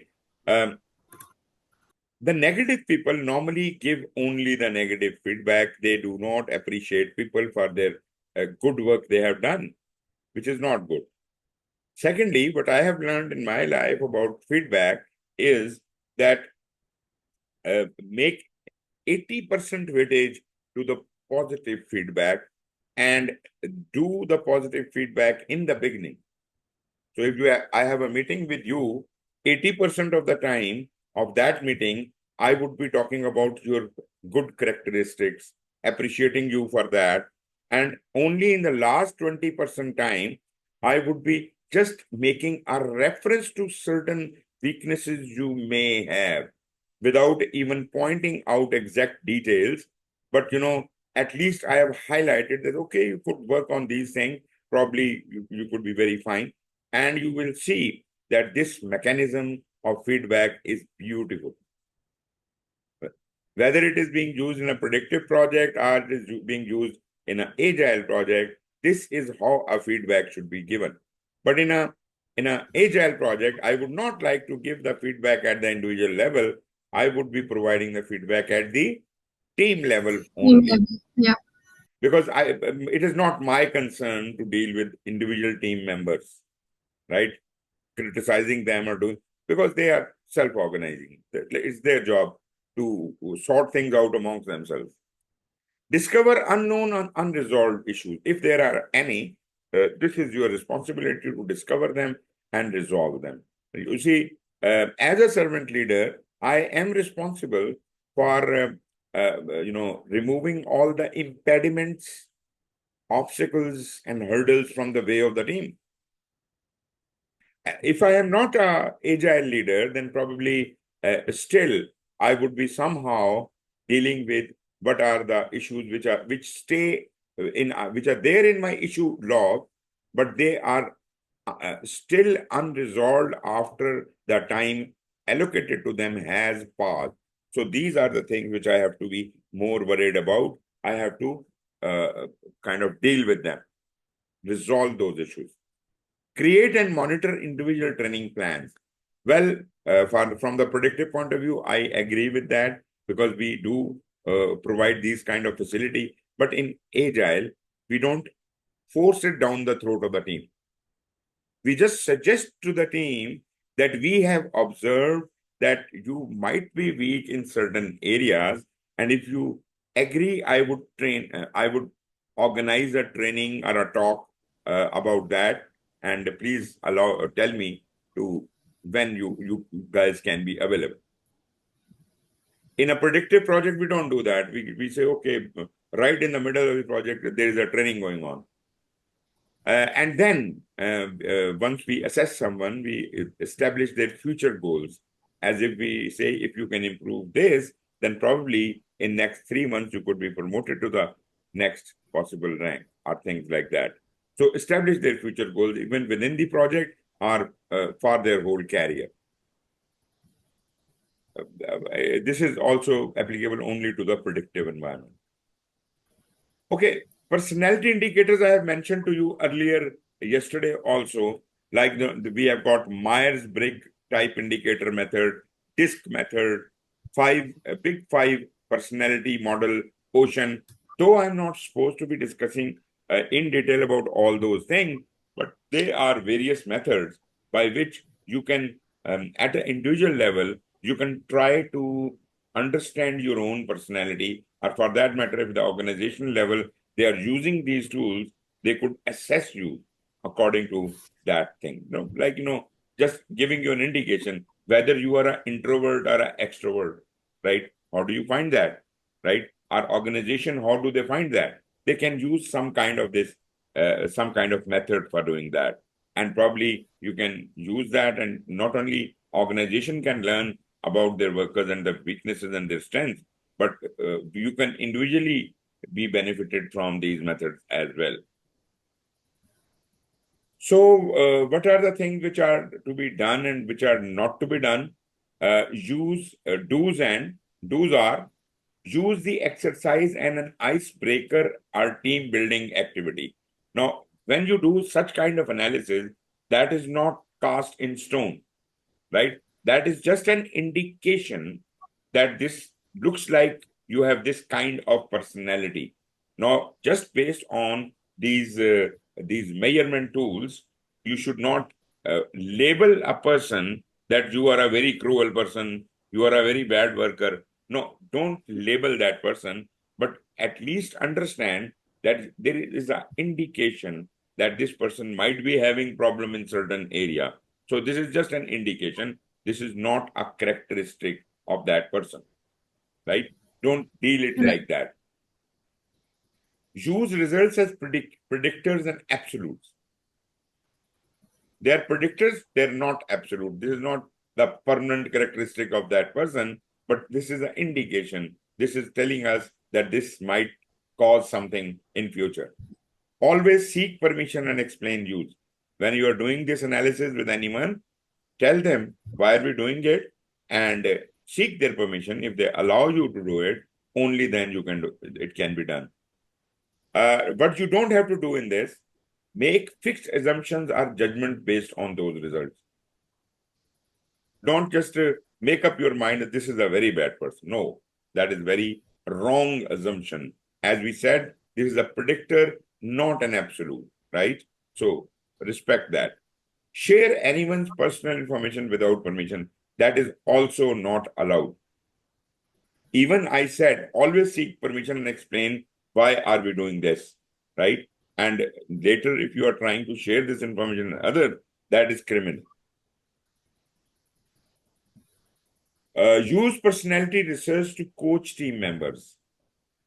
Personality can affect what role you have within the team. Naturally, if you are an introvert or you are an extrovert, if that had been indicated, we can think that what kind of roles suit you best.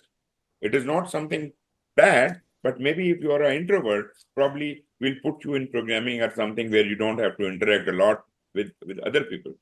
But on the other hand, if we want to train you to be an extrovert, probably I'll try to give you certain opportunities where you can interact and socialize with other people and improve your personality in that direction as well. So these kind of decisions can be taken.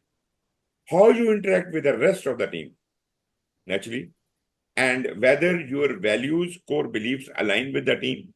Now, this is very important because we should not have, you know, uh, different understanding of the same situation. As I said, in Agile, we should be all on the same page. We should have a common understanding of the thing. Whatever the project we are doing, whatever the objectives are, we should have a common understanding. One odd person should not have a completely diversified opinion about the objective. Psychological team roles could be result-oriented, relationship-focused, innovative and disruptive thinkers. Well, who are these innovative and disruptive thinkers? Do we need them? Yeah, of course we need them because innovation is always good. Challenges are good. So yeah, thinking out of a box. Out of the box, right? So that is really required. We should promote creativity. We should promote innovation, and those people who think out the box, they are called disruptive thinkers. Basically, it looks like that they are breaking from the conventional way of thinking, and they may be disrupting the way that organization or the team is working, but actually they are very useful because they are responsible for highlighting those areas which were otherwise in blind. Process and rule followers. Yes, of course, we need to have some of the people who knows the processes, SOPs, and who can always put us right that this is how this thing should be done. Yes, of course. But at the same time, we need to have creative people as well. We should have relationships among people as well. And also, last but not least, pragmatic, right? Your team role, somebody should be pragmatic enough to take certain initiative, brave enough, right?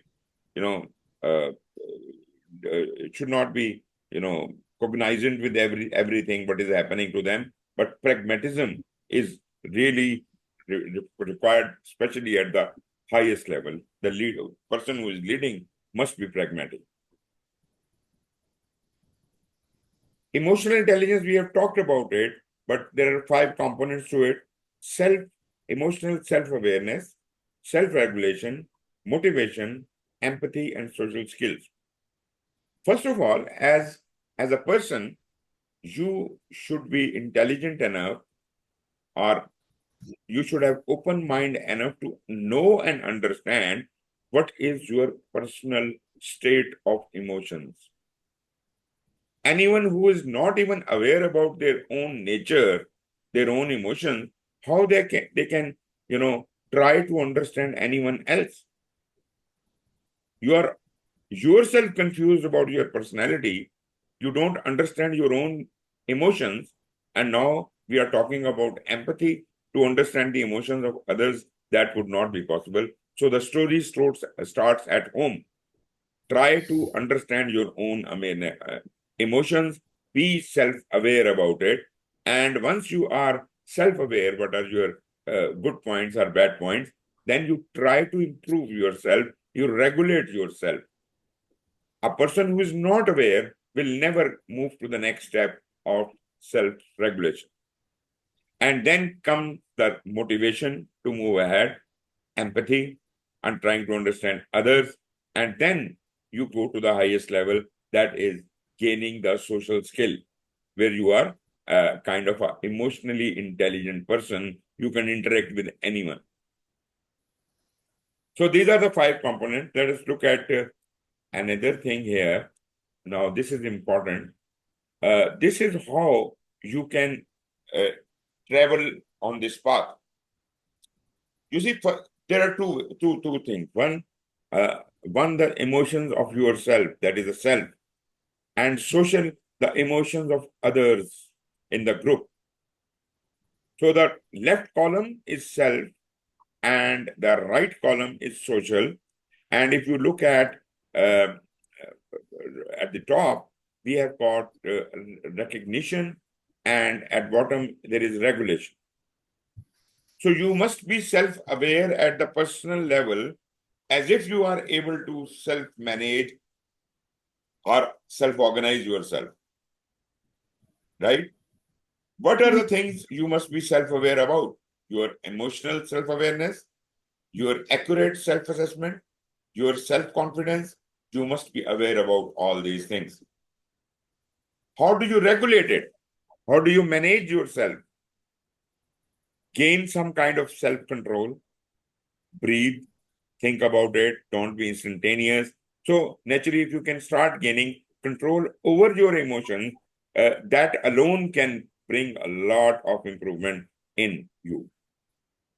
then you should learn to be transparent. Those who are hideous, who hide things from others, and they don't disclose their personality, very common. I've seen a lot many people who are kind of very hideous. They don't want their inner personality to be displayed to anyone. Adaptability. You should be easy to change. You should as soon as you understand there is a problem with your personality, you should try to improve it. Don't stick to your bad habits.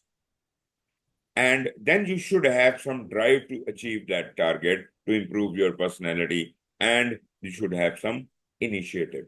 That is as far as your personal level is concerned. On the other hand, we could, if you already have self-awareness, you may be moving towards social awareness. You may, once you understand your own self, you start understanding your team, you start understanding your surrounding, and that is where the empathy comes into play, right? Maybe when you do the self-awareness, you find that you are in a very good state and you don't need any further self-management. You can move directly towards self-awareness. That is exercise empathy, organizational awareness, and self-orientation. And then you can move to the social regulation. Social regulation is where the relationships in the team or a social group are managed. So for that, we need to have inspirational leader, because we are talking about the team now. We are not talking about an individual, right? It is a group. It is a social group. So we need inspirational leadership. We need to develop others, not only ourselves, influence them, be a change catalyst, conflict manage. We should be able to do, build bonds with others, and promote teamwork and collaboration. Now, you could reach this level of relationship management from the other path also. When you analyze yourself, you manage yourself, self-awareness, self-management, and after you have managed yourself well and come to a certain level, that is where you can directly jump into relationship management and start doing all these things which are shown here. So this is a kind of a four-quadrant chart of emotional intelligence. We have self-awareness, self-management on the personal level, and social awareness and relationship management on the social level. I hope you understand what is happening here. Yeah. Okay, empathy. We have talked a little bit about it already. So what is empathy? Provides a foundation for understanding the motivations of other people, right? You can get into the mind of the other person, and start thinking like that person. Well, that is a very difficult job. That is not really very easy, right? Number one is that you have to be compassionate about it. You have to be, kind of start thinking like that person. But I would go a step ahead of that. I would say those people who can do a little bit of face reading, body language, and all that, they have easier path into other personalities. They can easily get into the mind of the other person, and they can start contemplating what this person is thinking and how this person is thinking. I think that would be much better, but not from a negative perspective. Should never use these skills to exploit another person's, qualities or whatever. So empathetic traits that make individuals more able to contribute to collaborative, high-performing team. So you see, our purpose is positive. We are actually targeting to make our team more collaborative and high-performing. That is a target. No nefarious designs. We are not doing it for, damaging anyone or anything. So basically, this should be at the top of your head, that you should exercise empathy, not to get into the private and personal lives of the others, but to get them to improve as our team. Inwardly, it helps individuals understanding of others, service orientation, and outwardly, it helps the teams. So if an individual is doing that, he or she will learn how the other people are thinking and how we can do something. And as a team, we develop others, we train others, we leverage diversity, we have political awareness and things like that. These are the things which could do as a team or in a group. Those are the things which are at the individual level. That is, I gain some understanding of the others, and I uh, learn learn to be service oriented at a personal level. Then we have got a lot many social skills which we keep using all the time as a high performing team. Although these things are common, we have been talking about them all our life. But a high performing team is excellent in communication amongst themselves, building bonds. They are like one. They are a unit. They are not separate people. A team is a complete unit. They are so well bonded. This is what a agile team may look like. And there is a lot of collaboration and cooperation amongst them. Catalyzing change. They must be, like, we said, the disruptive thinker should be there. They should all be jointly able to think of new ways of things and bringing change into their way of working. Managing conflict. Again, a high performing team can do it very quickly, right? And influencing others, that could be not by some kind of explicit leadership or order, but it is through your personal traits of servant leadership.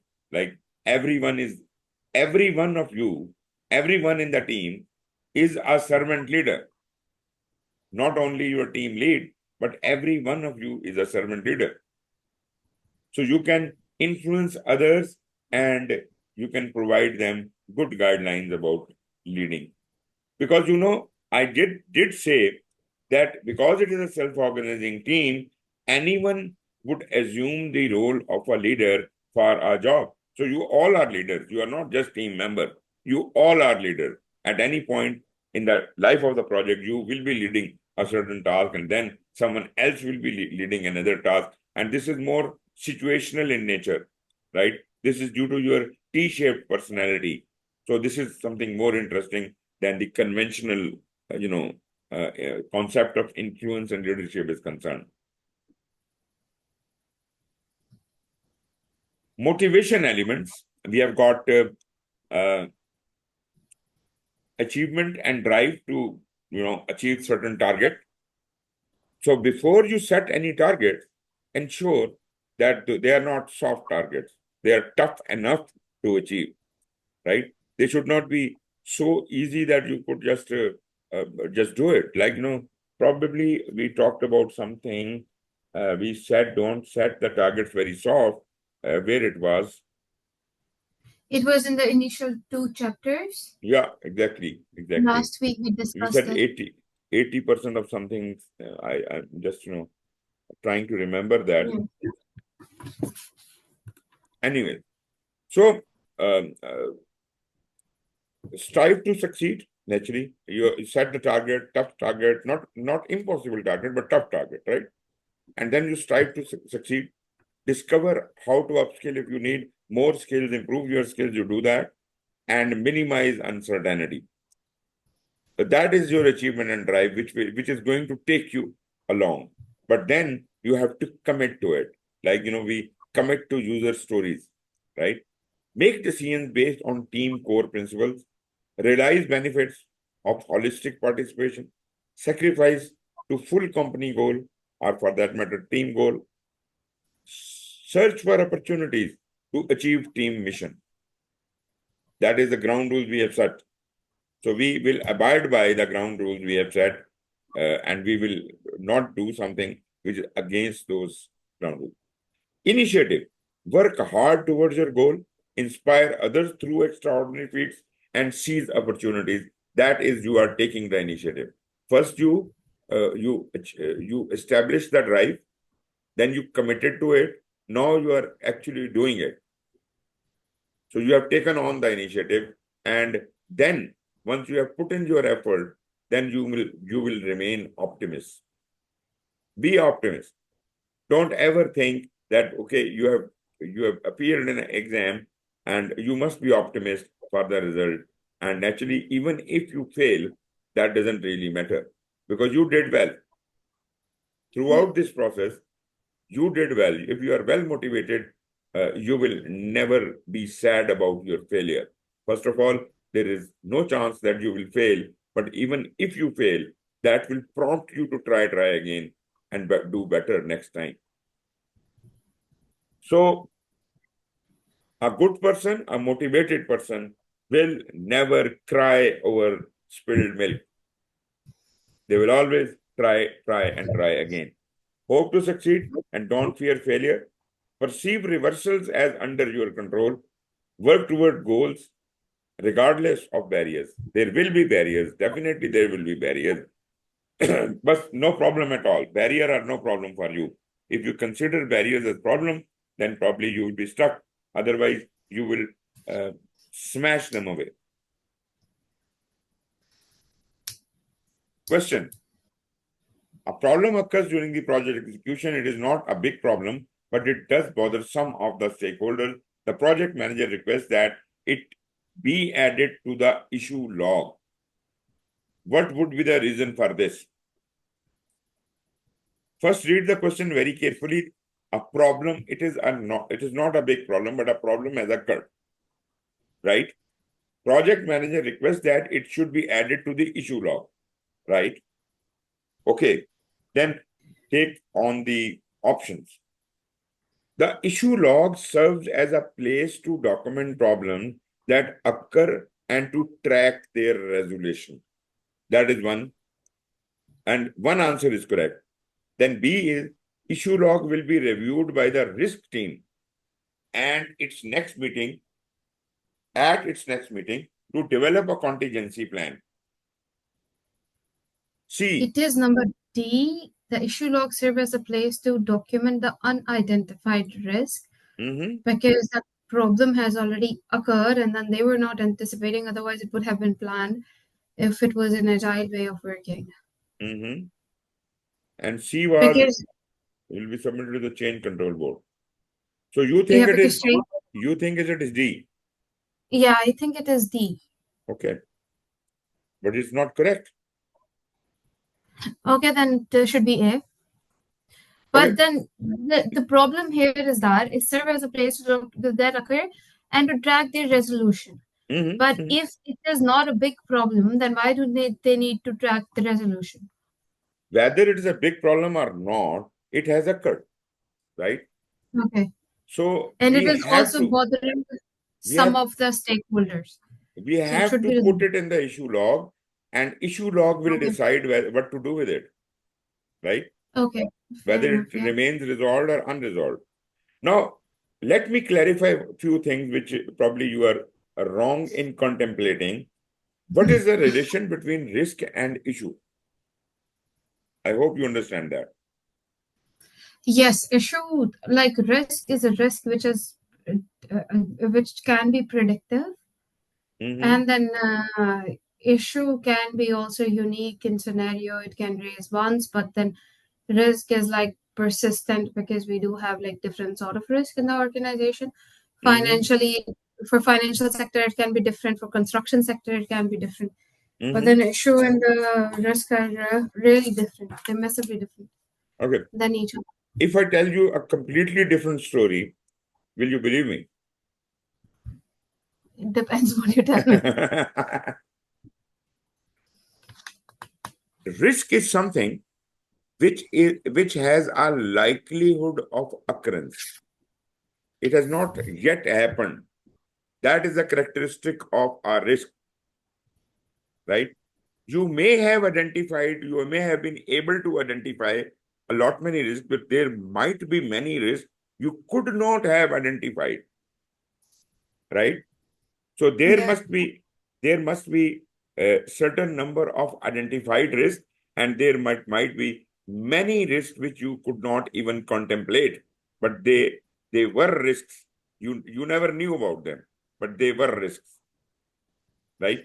But as far as the risk is concerned, whether they were identified or they were unidentified, until they have occurred, they will not surface, right? As soon as a risk occurs, it ceases to remain a risk because the element of uncertainty is removed as soon as it occurs, because it has occurred, right?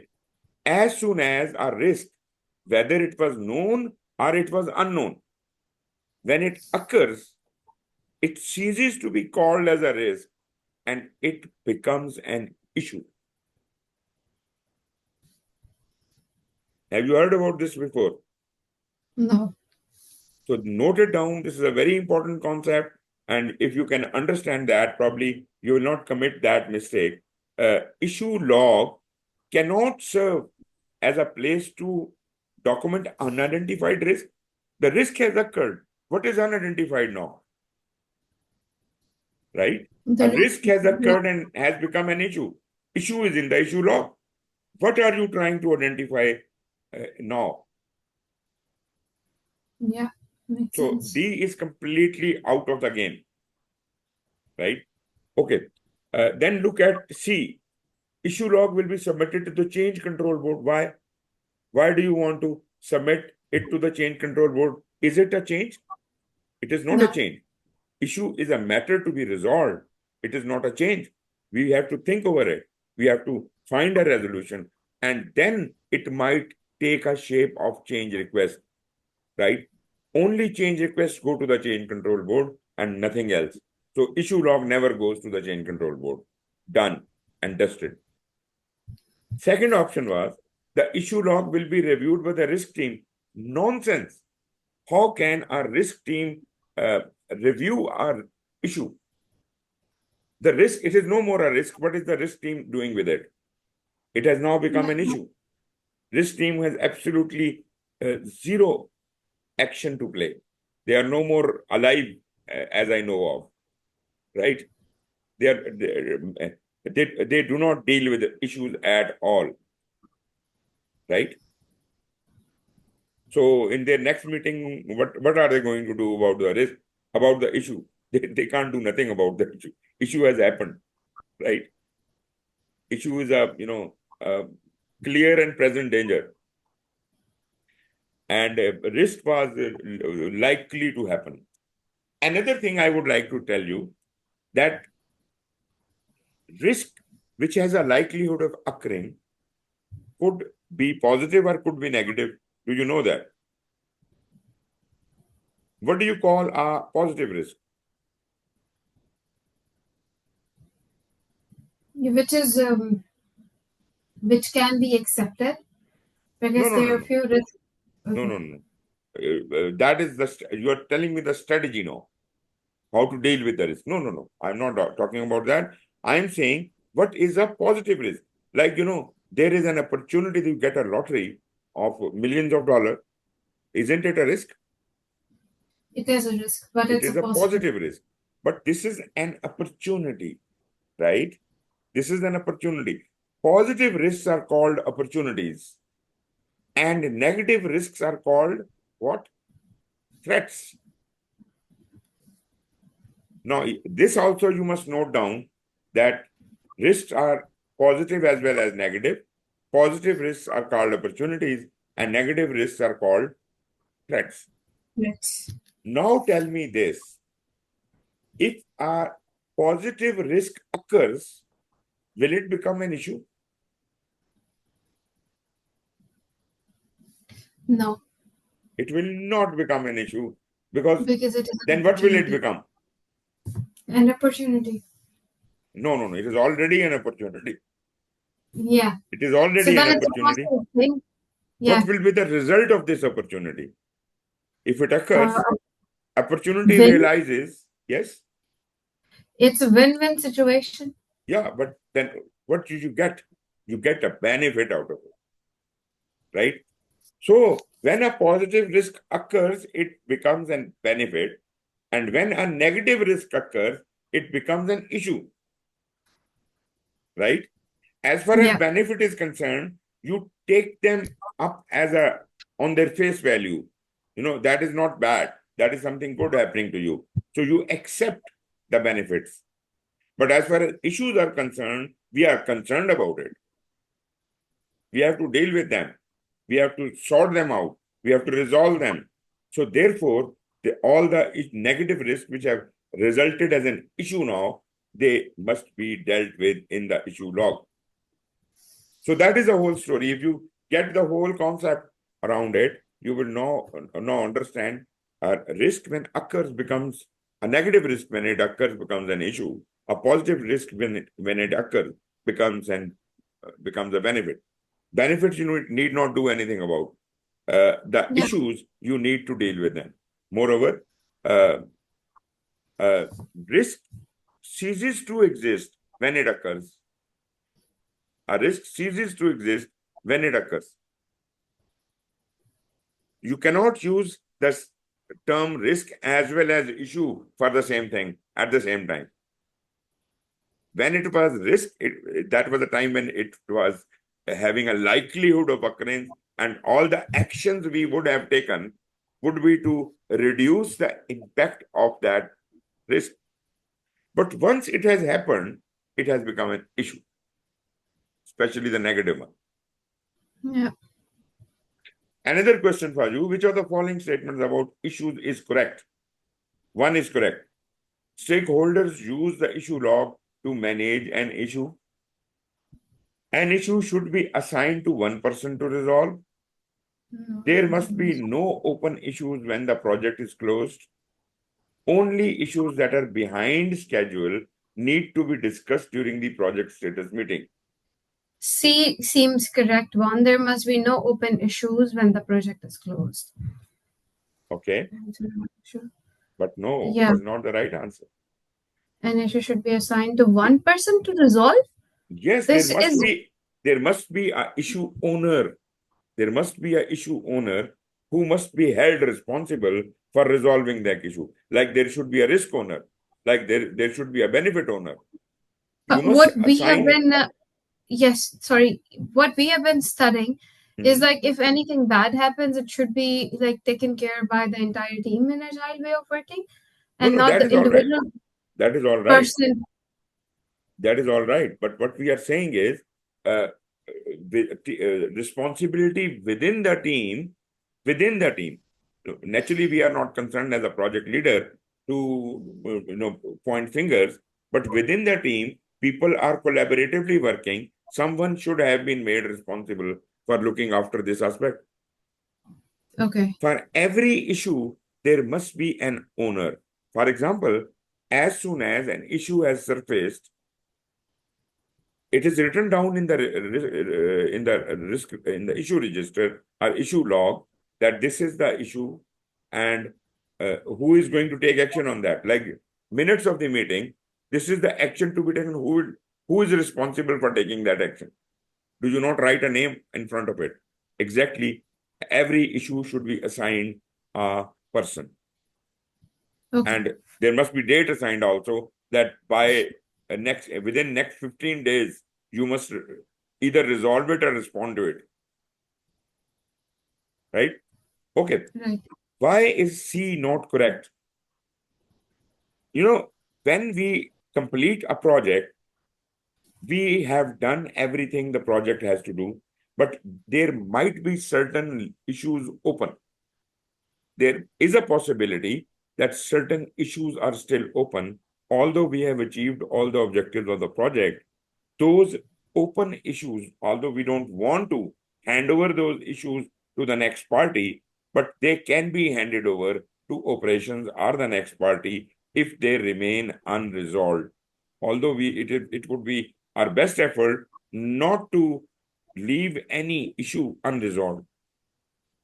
But practically, this is not possible. Some issues will remain, and then they will be handed over to the next party, to operations, or even to the customer. But we will make them fully aware. Moreover, there might be certain risks which also would be handed over, which have yet not occurred, and which have a likelihood of occurrence. They will also be handed over to the customer. We will educate them that the thing you are taking over is kind of risky, and these things can happen to that, and therefore you must be cautious about it. And these are the issues currently there due to some identified or unidentified risks which have occurred during the project, and these issues are still unresolved. You have to this is now going to be your responsibility to deal with them. Right? Right. Okay. When does a risk become an issue? Now, this I have already told you. When does a risk become an issue? The project manager judges the risk to be significant enough that it is stipulated to be an issue.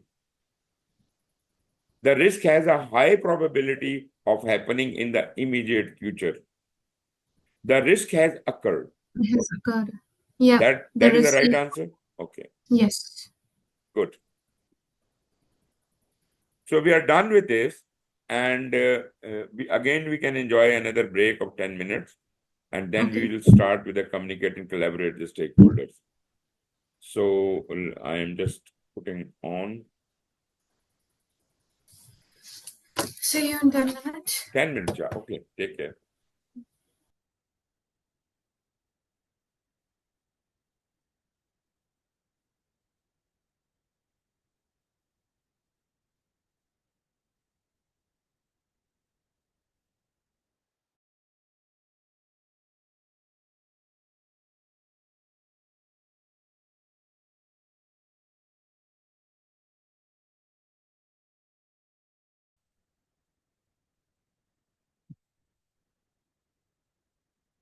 Yes. Okay.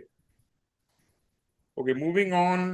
Next topic is communicate and collaborate with stakeholders. Naturally, so far what we have done is we have talked a lot about team, empathy and all everything. But whatever we did with the team, we also must understand that we have to not only have the collaboration within the team, but also we need to gain certain consensus and certain collaborations, and a lot of communication must go on with all the relevant stakeholders, right? So we are now going to talk about that kind of communication. And as I have highlighted to you earlier, 90% of the time of a project manager is spent in communication. He doesn't do any practical work most of the time. He's just communicating, collaborating, and things like that. So communication is the real work of leadership. Okay. We have talked about this. Did we not? We have not talked about this.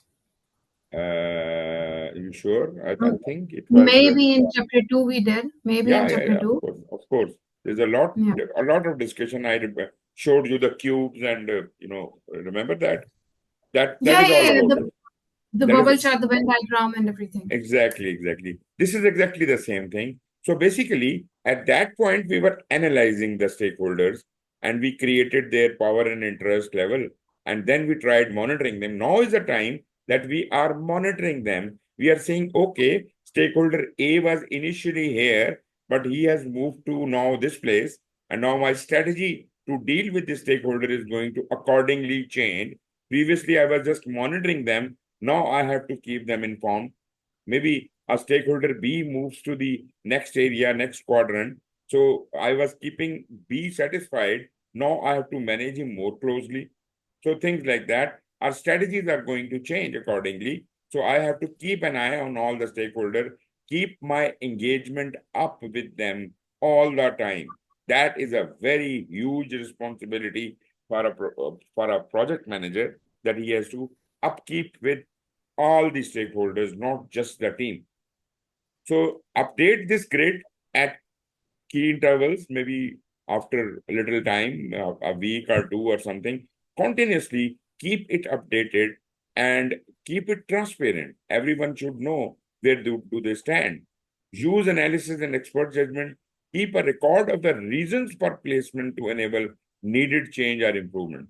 If you know this stakeholder is here, I should know why he is here and when and how he may move to what other quadrant. So in a way, I am trying to anticipate that currently this stakeholder has low interest, but it is a high likelihood that over time the interest of this stakeholder may arise, right? And he may move towards other quadrants as well. tailor management strategies and actions to individuals in addition to their place in the grid. So you have to think of how to deal with the stakeholder. What is your future strategy? How are you going to manage him right now? How are you managing him in future? How are the expectations to manage him? So just keep thinking about all that during the execution of the project. You keep monitoring them during the monitoring and control also. This thing keeps happening. Because execution and monitoring and control, even in predictive project, are happening in parallel, right? The things are being executed and someone is watching over your shoulder. That is monitoring and controlling. As you understand and know that communication management plan is a direct result of stakeholder engagement plan.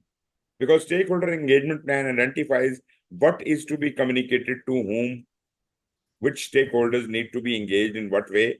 And therefore, we created our communication management plan, and we have a very clear idea. We talked about the sender-receiver concept and the basic model and all that we have studied. But now we are trying to keep this communication management plan updated. First of all, we are executing things in accordance with the communication plan, all the reports and returns to get to the relevant stakeholder at the right time.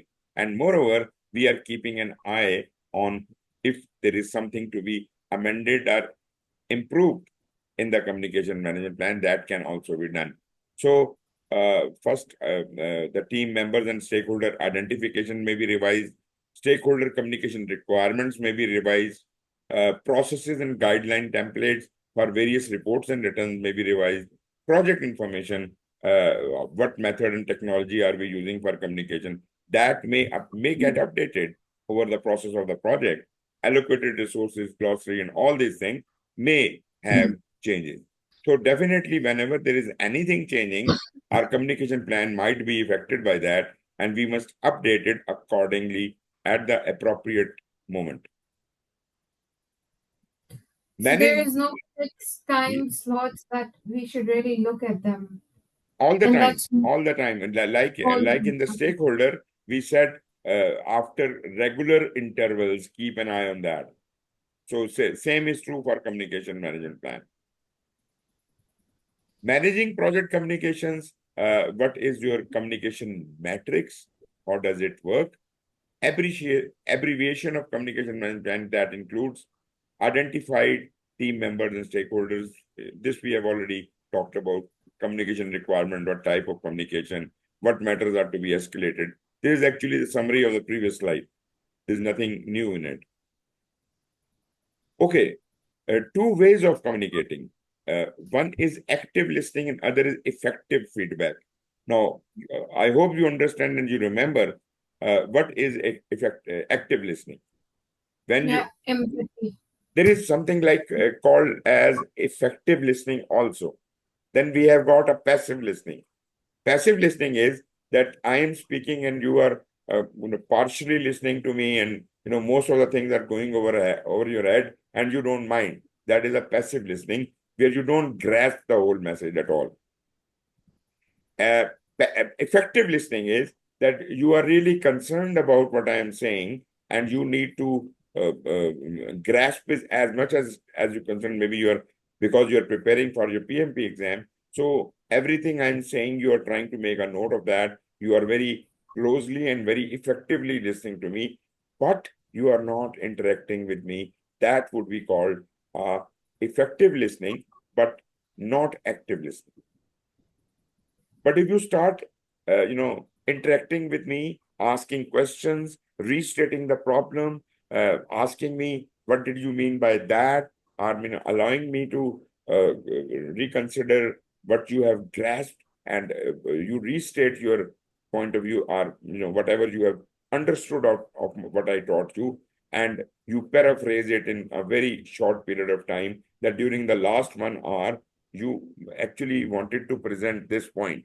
You will repeat that, and that would help me know that if you have grasped it right or wrong. If it is wrong, I can correct it. If it is right, I will be pleased and you will be pleased as well.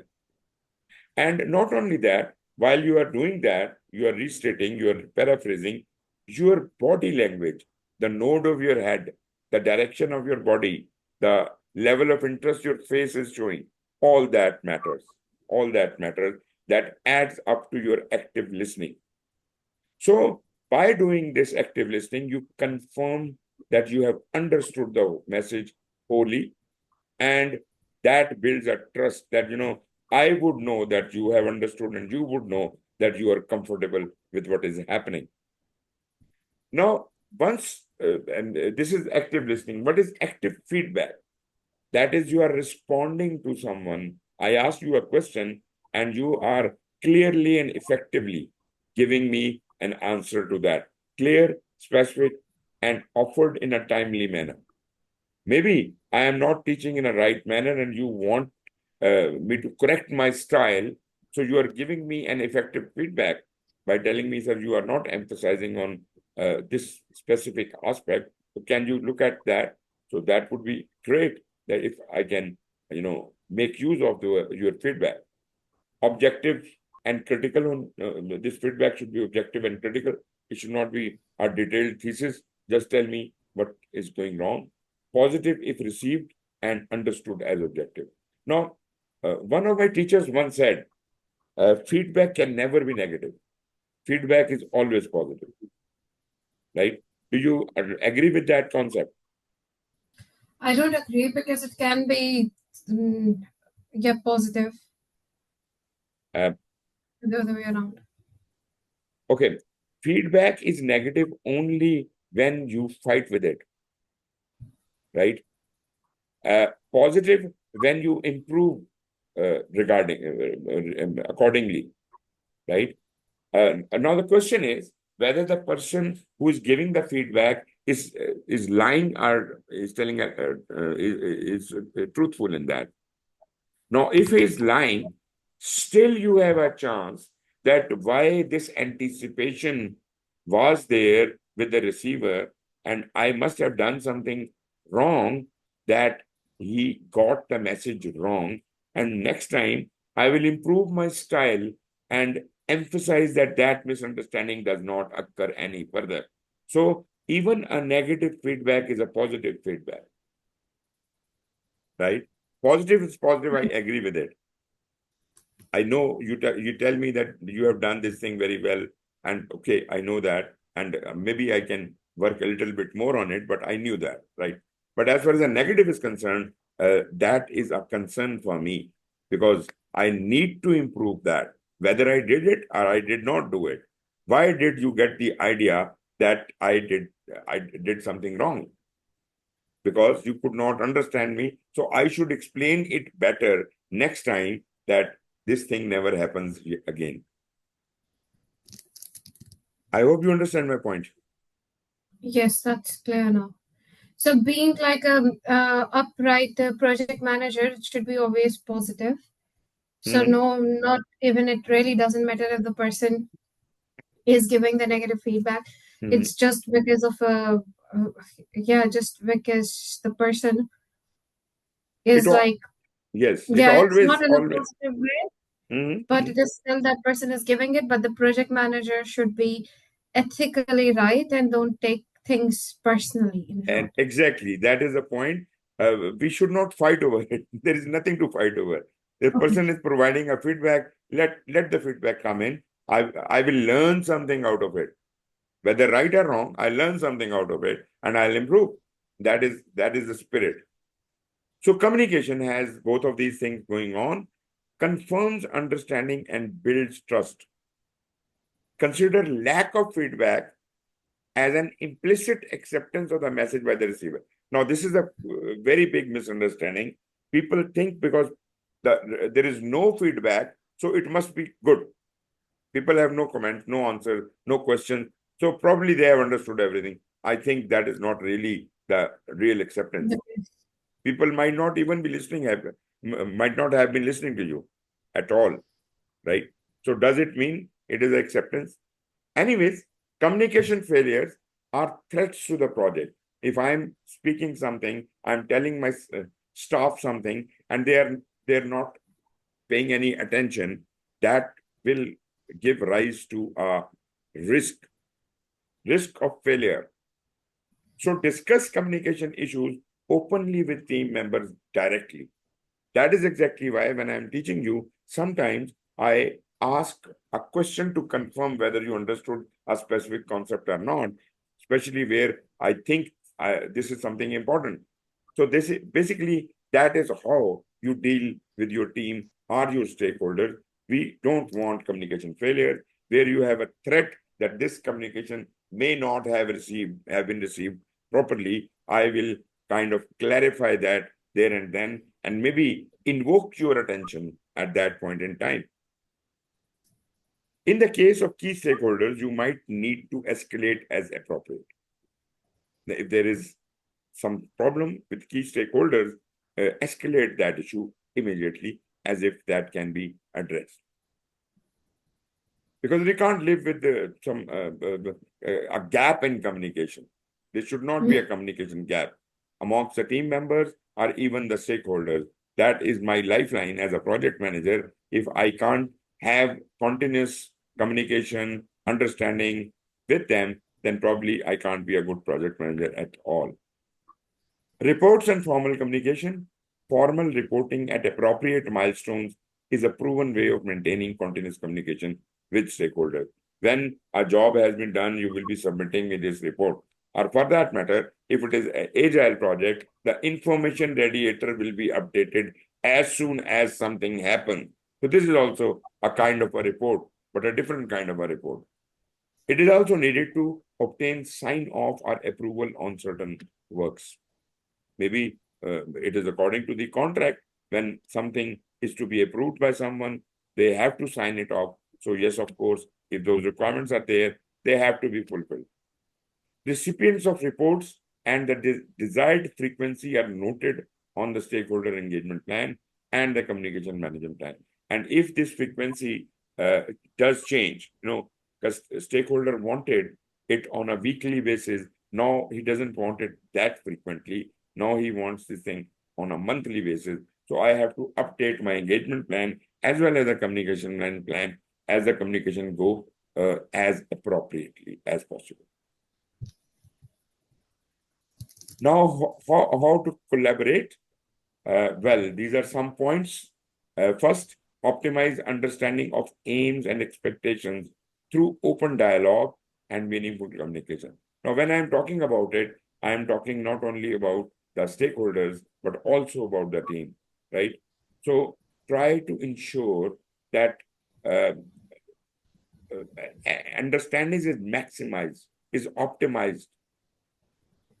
Whatever you want to communicate, that should be in a way, I should say it should be really extremely effective. Engage continuously. Just do not say that, okay, I told you in the beginning of the project, and then I meet at the end of the project, and I don't revise or engage with that person throughout the project. That would be a disaster. That person says, okay, I forgot it. So what is the key with it? If thing was so important, why did you not engage that person continuously? Did not ask why have he or she not done a specific thing which he or she was supposed to do, right? So this is your responsibility. You just can't say because I told him so in the beginning, so he should have done it. That is not enough. Engage continuously. Accept the engagement levels may fluctuate. As we understand, as we say, stakeholders keep moving from one quadrant to the other. Their engagement level and their expectation might also change. So I should keep an eye on that. And whatever is the need of the day for the stakeholder, their engagement level must be amended and updated according to their needs. Like maybe they did not require a report in the beginning, but now they want it.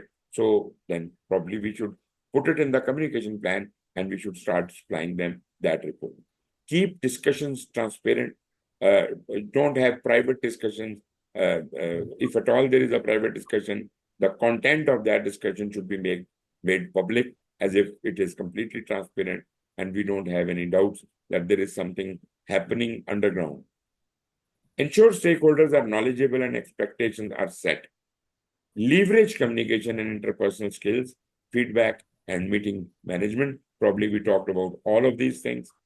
Maximize the feedback loop, gain meaningful insight. When we get the feedback, you get a little bit of understanding how far the other person has understood. And then maybe I can ask yet another question to further clarify certain point. So if there is a gap, this feedback loop is going to bridge that.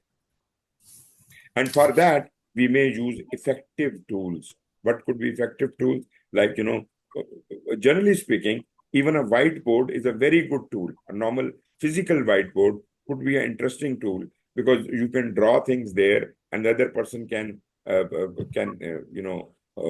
draw in their own way and say, well, I understood it this way and you said, I wanted to say this. So things can be clarified if it can be diagrammatically shown on a whiteboard and commented on. Similarly, if there is a virtual team, then probably we can use online whiteboards, or we can say shared whiteboard, where both of the persons are all of the team members sitting around, maybe in the different continents. They can draw things on that whiteboard and everyone else can see it. Information radiators, we are well aware about them. We have talked about them. They are the boards and charts which are on the walls of the co-located space, and they hold a lot of different information. In Agile, we have got various different artifacts which are to be created, like, pull, burn up register and burn up chart, burn down chart, and, Kanban board and things like that. So Kanban board, as I've already shown you, there could be whiteboard, there could be wikis, there could be fishbowl windows, whatever it could be. There could be as many types of charts on the walls as needed, right? So information radiators actually radiate information for everyone transparently and openly, enables open communication and collaboration. Secondary benefit is innovation. People can, start thinking out of the box. What is written here? Why should it not be like that? And, maybe you start collaborating, start initiating a kind of a conversation when stakeholders visit the workplace. So they may ask questions, we may make clarification, maybe we learn something from our stakeholder and amend something accordingly. They can be electronic or physical. Naturally, if you are co-located, it could be physical. But if you are virtually working, then probably it could be electronic. Main benefit is accountability, promoting responsibility among team members. So everyone is responsible to update. Whatever you do, you go and update the relevant chart or board immediately. What could be the collaboration activities? Naturally, in Scrum, we have got daily stand-up meeting. That is a wonderful collaboration activity where the team members meet each other and update each other. Actually, they are not submitting a progress report to the team lead, not at all. The basic purpose of stand-up team is collaborate amongst team. Everybody should know what everybody has done. That is the actual purpose of stand-up meeting. As far as the team lead is concerned, team lead only extracts that whatever are the hurdles, impediments or the obstacles which the team wants to be removed before the next job can be started, right? So he facilitates and provides the servant leadership. Co-located or face-to-face, we have talked about it. Naturally, this is the best way, but sometimes it is not possible. So we can resort to other means where we are not co-located or we are not present face-to-face. But if it was possible, you should have been co-located and should have been working face-to-face. That is by far the best option ever. Scheduled sessions, that is, for example, there is a milestone review to happen, backlog refinement session to happen, project update meeting to happen. So these things should be properly scheduled and they should be happening. Like, I would say release plan, when it is created, every release point is a point where you can do this thing. You can update your project on that. You can review things on that. And because that is like a release is like a phase. right? And you're delivering something to the customer at that point in time. And therefore, that is the time where we can have a meeting at the release point and correct our thinking, our direction.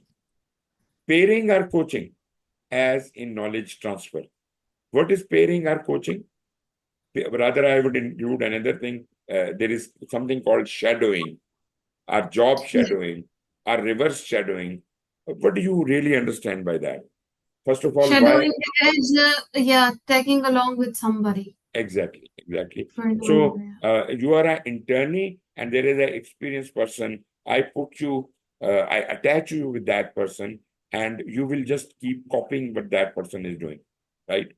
So you'll shadow him. Whatever he does, you do. That is called job shadowing, right? You can also call it pairing, but in pairing, both members work equally on that thing. For example, there are two complete computer programmers. I give them only one computer in that case. I give them only one computer and they sit together on it. That is called pairing. And uh, because they don't have separate terminals, so what they are doing is when one is trying to type anything, other may be advising him. It can be done in this way, it can be in that. So two minds are better than one. So pairing is that concept. Shadowing, I said that this is with your mentor or coach or something, a person who is going to, you are going to learn something out of that person. So that you shadow. And there is yet another thing which is called reverse shadowing. That is, you observe the whole process and then do it in the reverse order, right? It is just like I recite the alphabets of English language in front of you and then ask you to recite them backwards, right? That shows your expertise. So if you can do that, if you can do the reverse shadowing, then you are an expert in that area by far. So we do all these things: pairing, coaching, shadowing, job shadowing, and reverse shadowing in when we are transferring the knowledge into the knowledge base, right? So these tools are used for knowledge transfer purposes because whatever we learn from this project, we are going to put it into the archive, the knowledge base, where in future people would be consulting it. Negotiations, naturally, we have many points to negotiate. And I told you that negotiation is usually done on issues for which you have some kind of a written understanding, an agreement, a document, or a contract or something. So naturally, if you have that kind of thing, you will negotiate to reach that conclusion, or for that matter, to amend anything in the agreed signed document, right? Negotiation is usually for that purpose. If there is a problem between the team members, that would be resolved as a conflict resolution. That is not a negotiation.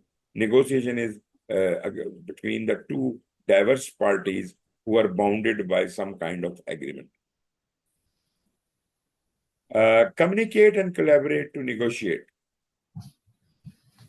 When you are in such a circumstance where two parties are trying to reach an agreement on some terms for a contract, think of negotiation as some kind of conversation with internal and external parties toward reaching an agreement, right? And then we will sign it off. We will gain a consensus on that. Use effective communication methods to ensure collaboration with other parties aimed at reaching consensus and not for scoring points. It should not be for scoring points. So there must be some wise people sitting in a meeting who should always put you on the point you in the right direction when you start transgressing or digressing. Keep negotiations positive to increase the likelihood of success. So that is as far as the negotiation is concerned. Meeting, we did talk about how a meeting should be conducted. You see, everyone's time is valuable. We must respect that. Run and participate in meeting efficiently. It should not go on forever. I have attended meeting which we started in the morning and we continued till the midnight, right? That is nothing could be as stupid as that because the whole day we wasted talking and we all were key personnel were required to be present on the physical project, but we were not present the whole day and the whole night, right? That was criminal. Meeting should be a place where it could be kind of a touch base, maybe maximum a meeting could be 30 to 45 minutes, nothing more than that. And then you should get back to what you are doing, as if you can apply what you have, discussed in the meeting. Minutes of meeting should be issued. Anyways, be organized, provide a clear agenda with purpose and desired outcomes, time box your discussions, active listening and feedback, which we already know what it is, and facilitate collaboration. All of this must happen during the meeting. And I would even like to add the emotional intelligence, empathy, that should also be exercised. Body language, you should also read the body language and the face of the person, and that let's make it more effective. Meeting should be much more effective. Stakeholder engagement assessment matrix, we have covered it. We have talked time and again about it. Use your expert judgment, emotional intelligence, and interpersonal skills to assess the stakeholders. And naturally, we created the stakeholder engagement assessment matrix. And you remember what is the current status of a stakeholder and what is going to be a desired status. We had 5 statuses: unaware, to, exactly the same thing. So it is asking us to reevaluate that and update the stakeholder engagement assessment matrix whenever needed. So regularly and often you should update it. As far as the matrix itself is concerned, we have talked about it in quite a bit of depth. Question: engaging with stakeholders is time intensive during a project. Naturally, most of the time the project manager is spent in communication. Which of the following statements should the project manager use to explain the need for a stakeholder engagement strategy to the project sponsor? You're trying to convince your project sponsor that we should have a stakeholder engagement strategy. Why? Option 1, to effectively engage stakeholders in project decision and execution based on the analysis of their needs, interests, and potential impact. That is one option. B, to ensure the stakeholders are receiving the reports in the format they would like. C, to effectively place the right people in the correct role to support achieving the project objectives on time and within budget. And D, to be able to document which stakeholder is unaware, neutral, leading, or supportive. What do you think? I will go with A, but I have a question. Mm-hmm. It's not the duty of the project manager to stay within the budget, right? Because budget is will be provided to a project manager, and it will not be, even if they're going above the budget, then the role of the project manager is only to keep the stakeholder informed. Yes, we are talking about engagement of the stakeholder. So probably C could not be the very good option. But it's A. Option should be A. Yeah. Option should be to effectively engage. This looks like the best option. Let's see. To Yes. effectively engage stakeholders in project decision and execution based on the analysis of their needs, interests, and potential impact. Because it covers the entire thing. Yeah. Exactly. It covers the entire thing. Very good. Which of the following statement best describes the stakeholder engagement assessment matrix? I think we have done it so many times. You understand it. It describes the level of involvement of each stakeholder. It describes the past performance of each stakeholder. It completes the current and desired level. It compares the current and desired level of engagement of each stakeholder. It compares the current and desired level of engagement for the project team members. It's C, because it talks about each stakeholder. Yeah. That's why. You're right. Why is stakeholder collaboration important to a project? To create more reporting, to require more meeting, align expectations, encourage team to be more than expected. C is the most logical one. Which one? C is C. C is the most logical one. Very good. Logical. Very good. So we are done with this section as well. And the next one is training, coaching, and mentoring. Although this is not too difficult a topic, but do you want a longer break or a small break? Anything is fine with me. Okay. Is it some food time or something? Yeah, I can have food during this time. Okay. Then will it be all right if we have a break for 20 minutes? Yes, that's fine. Okay, then we are having a break for 20 minutes and see you after 20 minutes. Thank you very much. Okay, thanks.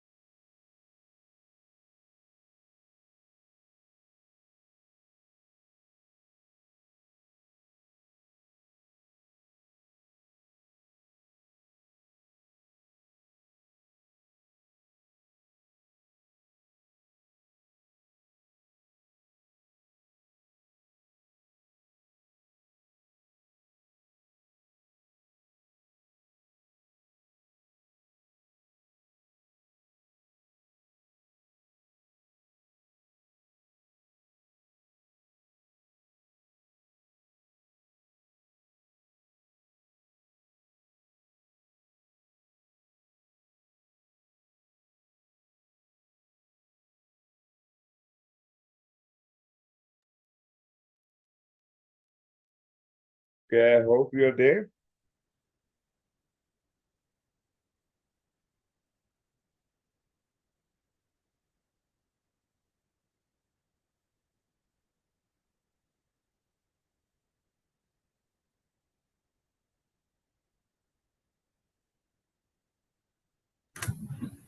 Hello.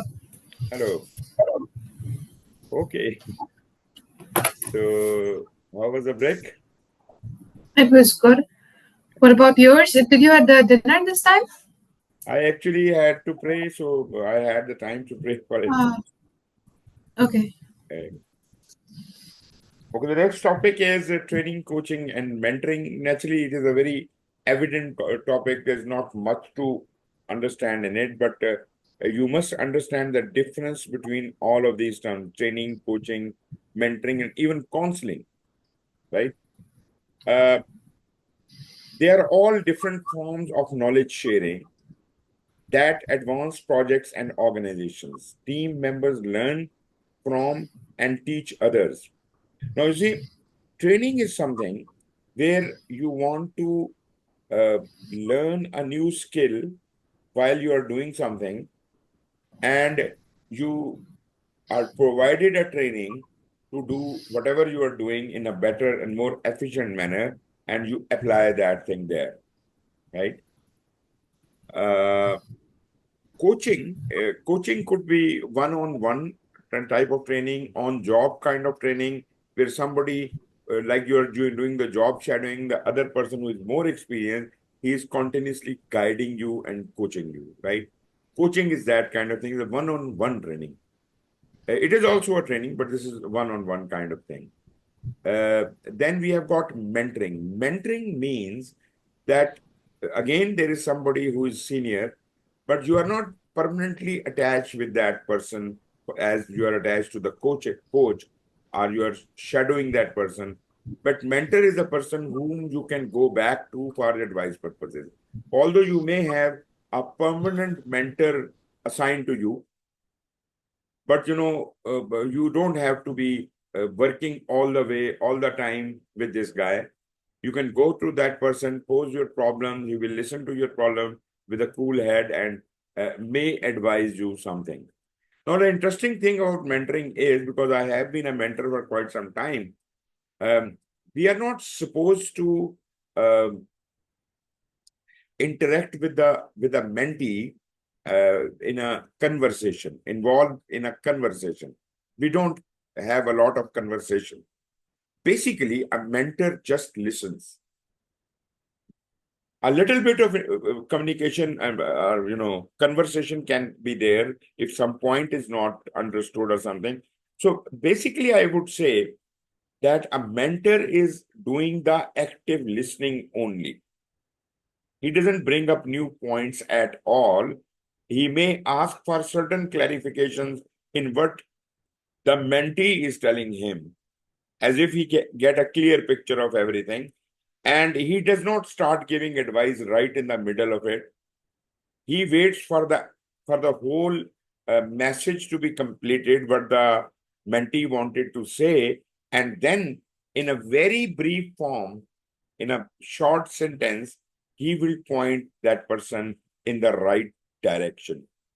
Now, if the discussion had gone on for half an hour and the whole situation was clarified, it doesn't mean that the mentor will also take another half an hour and an hour to give out his advices. It should be just a crisp 5 to 10 minutes, and he should conclude it, right? This is the role of a mentor. Now, there could be internal mentors within the organization, like, some people who are senior up there, maybe sitting in a PMO or somewhere, they can provide the mentoring services, or you could have external mentors as well. They can be officially assigned to you, or they can be personally, selected by you. Team members learn and are teach others. If it's for everyone, including the stakeholders, team members, customers, as part of the project work and continuous improvement effort. Naturally, you must go on through these things as if you want to improve your way of working. Some project roles are dedicated to knowledge sharing. For example, agile coach is a standard position. This is the person who is always there to not only guide the team on the agile issues, but even the organization on the agile issue. I would say the development of the agile mindset at the organizational level is usually undertaken by the agile coach. It is essential in product delivery and transition planning. Okay, training, you learn new skills for use in the present. So this could be training could be attended individually or as a group. It is also called upskilling. You are increasing your competence, your skills are improved, and it could be on any topic. Whereas coaching, learn how to apply new skills or improve existing ones. So coaching is that they will tell you that whatever you have learned, this is how it can be applied on work. So your coach is going to guide you to put it in the right perspective. It could be coaching could also be individually or as a group. It put learning into practice. Practice. Mentoring, development of personal and professional growth through long-term professional relationship, right? So maybe, I am your mentor for last 5 years and you have always been coming back to me. And we have had meetings once in a once in a quarter maybe, and I used to advise you on certain things. Between a novice and a more experienced person, internal and external to projects or organization, as I said, one thing which is not discussed here is counseling. Counseling is kind of a treatment you give to to our team member. It's kind of a putting him in the right direction. It can be very closely associated with mentoring, but mentor is a different role. Mentor is a person who just listens more and advises less. A counsel is a person who, in a way, involves into a kind of a discussion and brings you into the right perspective, points you into the right direction. So, although this is counseling thing is normally you have got counsels in your universities and others which advise you which is the best path for you to adopt and things like that. They also listen to you quite passionately, but for a specific purpose. Mentor is a kind of a life mentor. Always you get back to this person. Okay, how to acquire required competencies. So you should first understand what skills you hold and what competencies you hold. What are the skills you need? Identify what is desired, and then you take action. Meet those unique needs, topics, depths, schedule, and format, etc. Coach on the customer's business culture, desired outcomes, and project context, and encourage mentorship. All of these methods could be combined together, and ultimately you will be a better, professional overall. Plan for training and coaching and mentoring. Perform a gap analysis. Naturally, if you are planning for it, I'm the HR manager or something. I am planning what skills are required for those people. So I would do the gap analysis, identify those areas and skills which could be provided. Plan for a suitable diversity of training and coaching offering. There might be soft skills could be taught, technical skills could be taught. Part of team building and other fun informal activities could be done. I will schedule the training close to the time of solution implementation. This is very important point. Training should be provided when needed. Just like you might be aware about the philosophy of just in time. Yeah. Here also, in training, it should be provided just in time. Training is most effective when it has recently been provided. It is fresh in the mind of the trainee and that can apply very easily onto the current scenario, right? So it is just like just in time kind of a thing. Then consider upskilling or certification for team members. Even if you think that you fulfill all the requirements for the current job, still you have to improve yourself. So maybe your next project or your next assignment may require certain certification or some kind of competence improvement or upskilling. And so you can consider that for your people, because it is not only the project you are doing, you are basically part of the organization which needs you to enhance your skills as well. Encourage valued stakeholders to become members.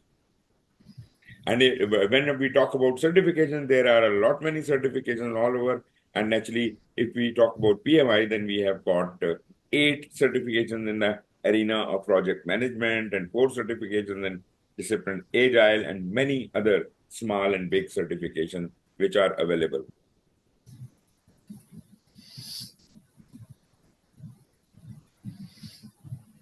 Know the value of training and coaching and mentoring. Treat knowledge as an asset. Conduct a cost benefit analysis. Now, this is very interesting that when you're going for a training or whatever kind of mechanism, training, coaching, mentoring, whatever, how much is it costing you? How much time are you going to spend on it? And what are ultimately going to be the benefits of that? So do the cost benefit analysis like an intelligent person and only put your money. Sorry, I just have to open the door. Just give me Oh, 2 minutes. sure.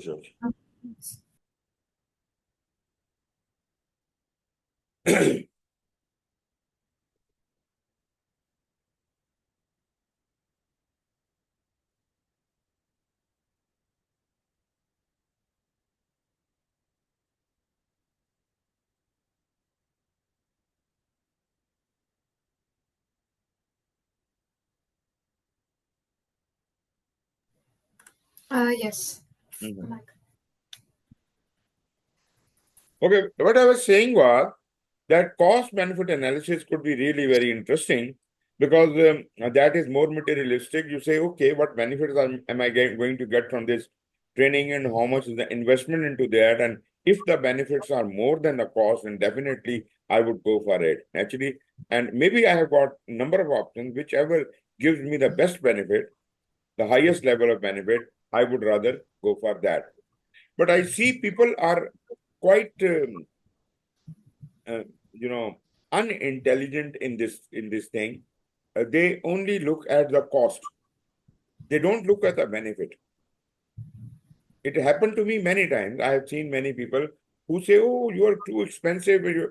Well, what are the benefits you are looking at? What are you going to earn out of it? Please think about it. Maybe the certification I am teaching you, it might be really very important, really very highly priced certification. Like, so uh, people are going for the lowest bidder. Maybe that is not the best teacher, or maybe that certification is not that important. There are so many certifications in the market. Every Tom, Dick, and Harry has come up with a new certification. PMI is a name. Maybe some other high level, high recognized names are there. But if you go around and look at somebody who just circulated a certification and is charging a very low fee for that, and people are running after that, and they go for those kind of certifications, which are otherwise not really very useful at all. So this kind of decision making you have to make, and it should be an intelligent decision making. Is it the right time for having this training? Is it going to really benefit me? Do I really need it in near future? So all of these things must be considered. Cost benefit analysis must be done. Help others or yourself to improve skills and knowledge. Increase the team's ability to increase quality, output, and value that is happening within the team.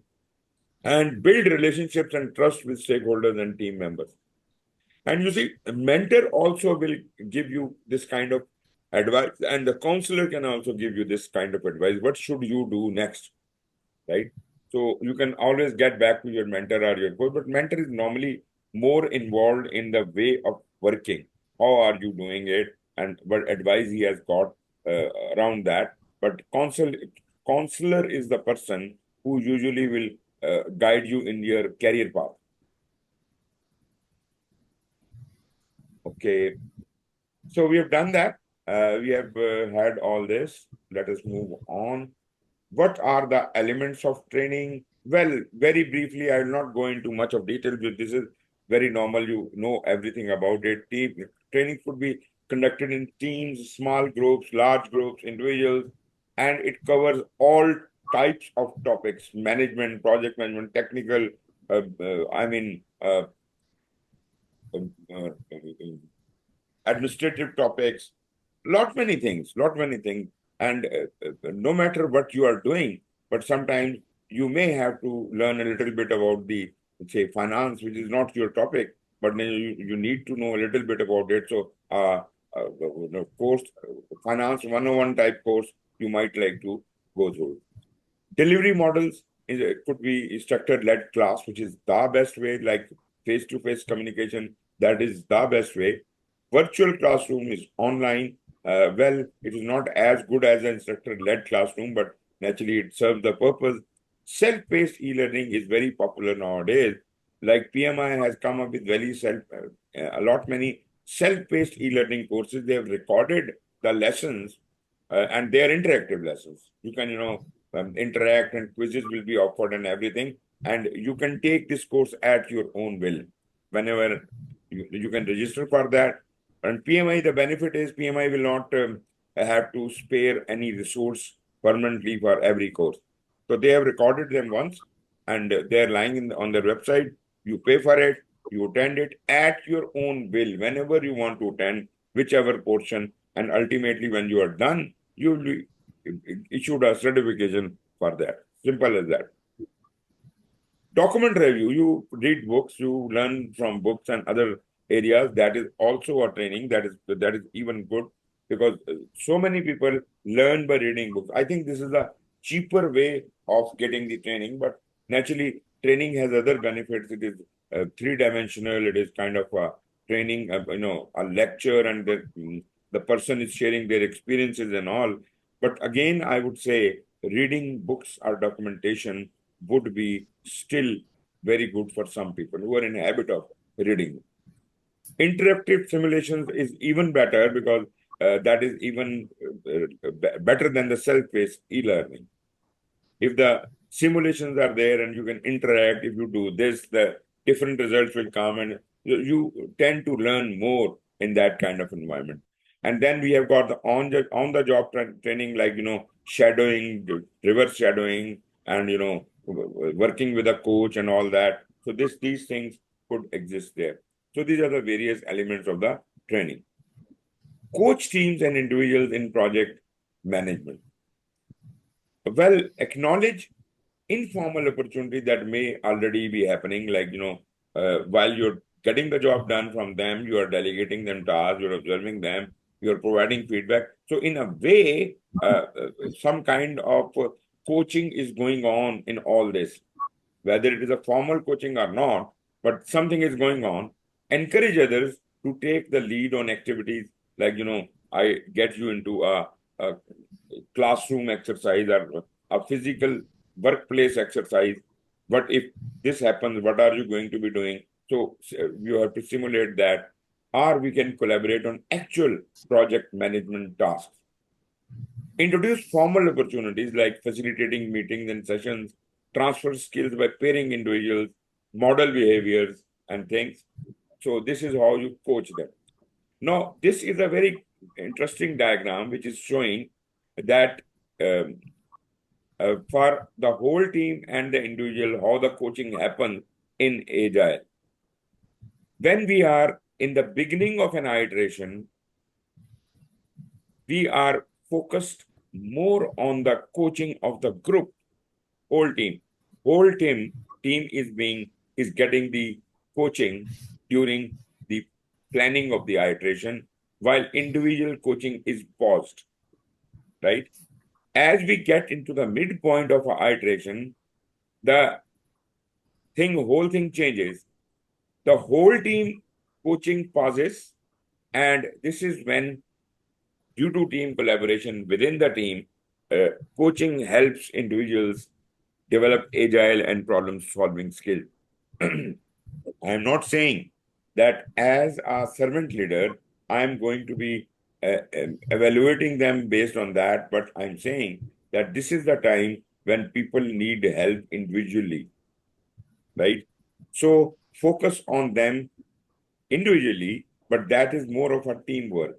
team will do this assignment to different people and focus on the training and coaching of these people. And when we are at the ending and you're doing the retrospective, this is again a group exercise. And again, the team will get together and that would be serving as a group coaching. And individual coaching will slow down. So this is an interesting diagram to show how coaching in an agile environment happens. Self-organizing teams, as we have been talking a lot about them, encourage self-organization and initiative in daily work life. Coach individuals on how to contribute to other project roles. Now, you see, for doing that, as I gave you an example, that maybe your Scrum Master role is revolved on daily or weekly basis. You can do that. And that way, everyone in the team would have an opportunity to switch as a Scrum Master and experience the servant leadership and all those skills, right? Use servant leadership at every level, not only at the level of the team, but within the team, outside of the team. Even the product owner who is not part of the team is a servant leader. And servant leader is a kind of a mindset, the agile mindset, which must be taught to all ranks and files of the organization. Use job shadowing, coaching, mentoring, and all those things, which we have been talking about. Okay, once you have been provided the training, you have to measure how much have you learned. Measurement of training includes post-training performance assessment, observation of knowledge or skill improvement. First of all, whether you have passed or failed. Post-training, after training, what is your assessment of your current level of performance? Then observation of knowledge or skill improvement. How much skills have you improved? Have you got any certifications, badges, or letters by the awarding body? Discuss and share training outcomes in team retrospectives. Augment training through coaching to convert learning into active use of knowledge. Try pairing team members in knowledge sharing relationship. Like, I have just completed a training and I joined back my organization and they attach another candidate with me as if we can be paired together, and whatever I have learned from the training, I can start transmitting that to the other person and he will also get the same knowledge. So that is a very good technique and that should be done. Okay. Maintain mentorship.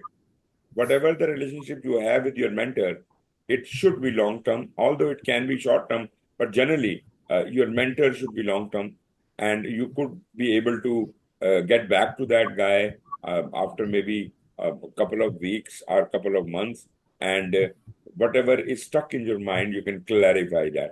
It is like of a catharsis you are doing with this person, because this person is not, it's just going to give you a level of satisfaction and ease.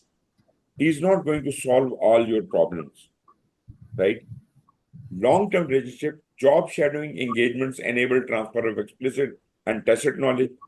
Tailored to context and desired engagement, some organizations use mentorship to train project managers and may use reporting to guide development, while others use an informal approach. What I am referring most of the time is an informal approach. But in a formal approach, you could have your mentor sitting within your organization and officially you are going to report to that mentor for any problems and things like that. But I am more of a informal guy and I would like to go for my informal mentor. Question: which of the following should not be considered as part of training cost estimate? Logistics and venue, cost, participant salary, courseware printing and distribution, and instructions. Training cost estimate, logistic and venue cost. A. Participant salary is not your matter. Yeah, okay. There are two answers which are correct. Which two of the following are methods of training delivery? Virtual classroom, self-paced e-learning, prior knowledge and testing and validation. Training delivery. What exactly is a training delivery? How do you deliver training? We talked about Okay. it. Yeah. Yeah, we did talk about it. Okay. Okay. Yeah, virtual classroom, self-paced, prior knowledge and testing and validation are not the part of training. Exactly. Exactly. What is true of lessons learned during the project? Should be documented only in the closeout report? Should consist of only project data? Should be documented throughout the project? Should consist of only things that went well during project execution? What did you say? C, should be documented throughout the project. Very good. A team member asked where to find a set of building code. Which type of knowledge is this? Implicit, explicit, tacit, or general?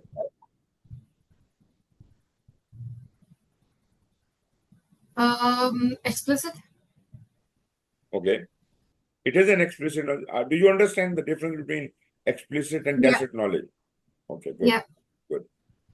Which two of the following will the project manager need to ensure before effective training can take place? There are two items which are correct.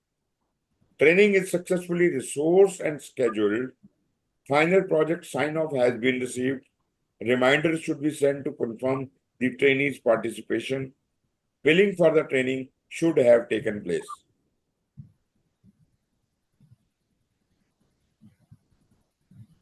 A in the final project sign-off reminder should be Mhm. sent to confirm the training. A and C. Good, good, very good. So we are done with this portion. Next topic is manage conflict. I suppose this is a very small portion, so we will continue with it. Okay. Okay, conflict. We have talked about the conflict resolution. Conflict management does matter. If you do not resolve the conflict within your organization, that would result in destructive behavior. You will have animosity amongst the team members. Their performance will be damaged. Their productivity will be reduced. And if you have good conflict management, that will lead to improved understanding, better performance, and high productivity. I think there is nothing more I can tell you, but you see, Yeah. this is really very important. The roles we have in conflict management, all team members and stakeholders are responsible for managing conflict.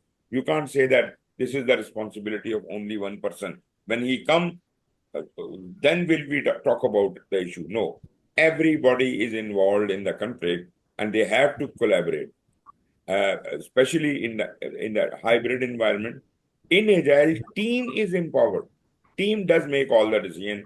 So team is empowered to resolve conflict. In a predictive project, the project manager influence the direction and handling of conflict. So basically, he is in charge, whether he is exercising servant leadership or not, but he is in charge. So the final decision rests with the project manager as far as the conflict is concerned. In agile, it is delegated completely to the agile team, and in hybrid, it's everybody's responsibility. What could be the causes of conflict? This could be competition. Who will rise up? Difference in objectives, values, and perception. So, no, you are thinking from a different perspective. I'm thinking from a different perspective, and we are sitting on the same team. So, probably we are not talking about the same thing all the time. We are having differences. Why? Because your objective is different than mine. So, that could be the reason. Disagreements about role requirements, work activities, and individual approaches. We don't agree on certain approaches, which probably otherwise should not be a big deal, but we actually do not try to gain consensus and we try to dig into unnecessary details.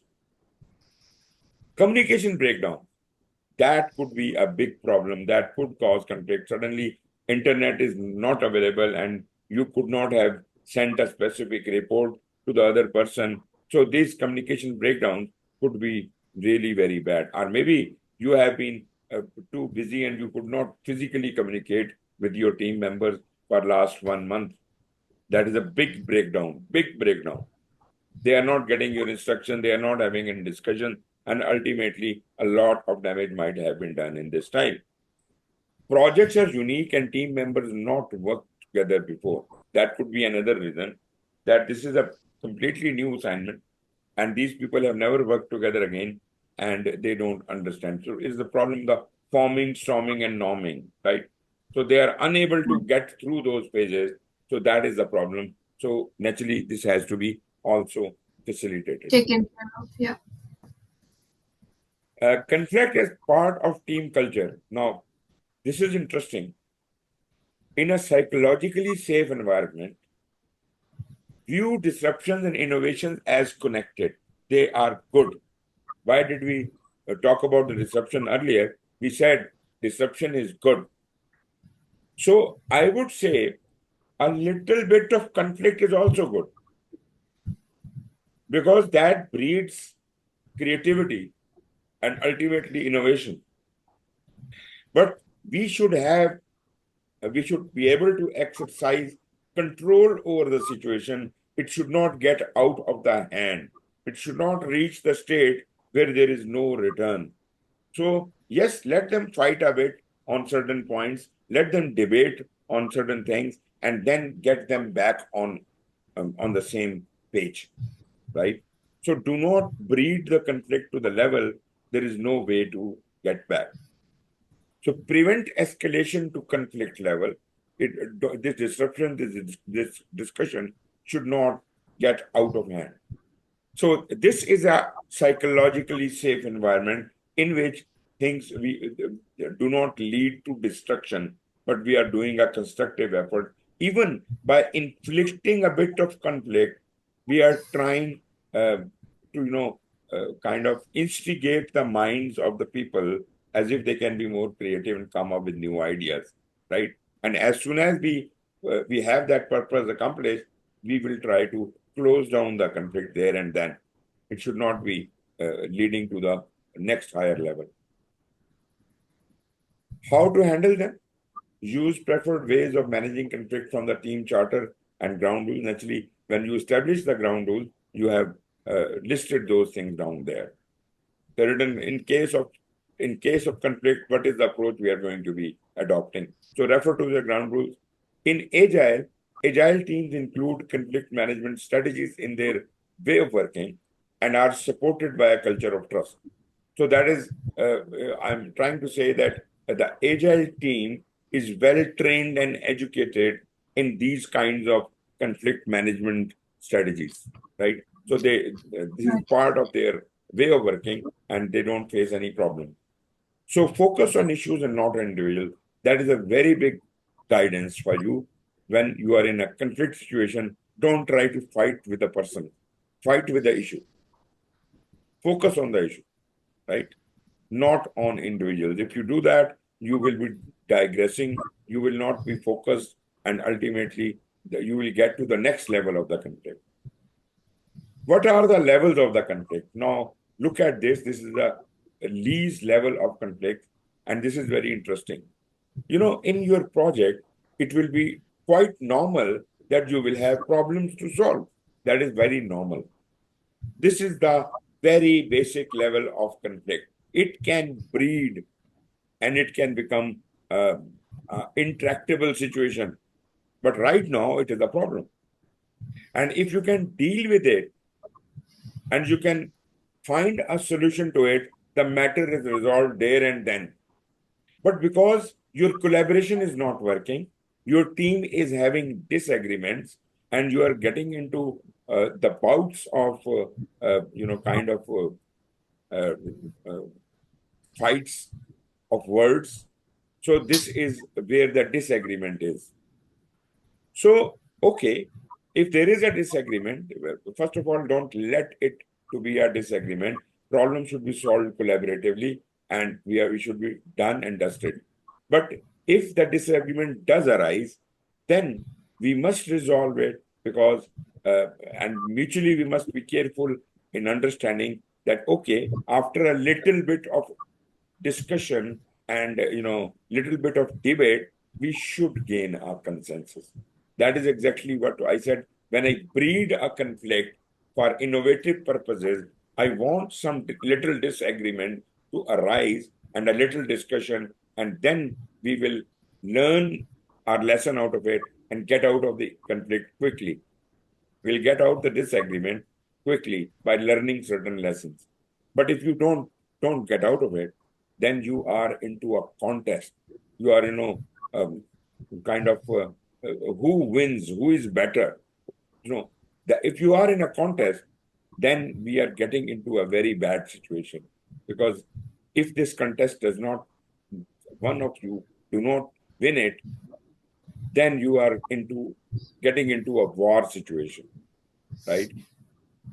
You are going to fight for it, for maybe you are ready to kill each other for that. So that is animosity. We don't want that. There is no way back, right? This is also called world war. The Yeah. fight and flight is do or die. No way to come back. And if naturally that is, you're stuck there, and after that, if the matter is not resolved there, then you are kind of stuck in the stars, intractable situation, can't get back from where you started. So we never want to move up the ladder of conflict, and we want to be stuck there. So what is your priority? Where do you want to get back? Where do you usually want to get back? To solve a problem to solve.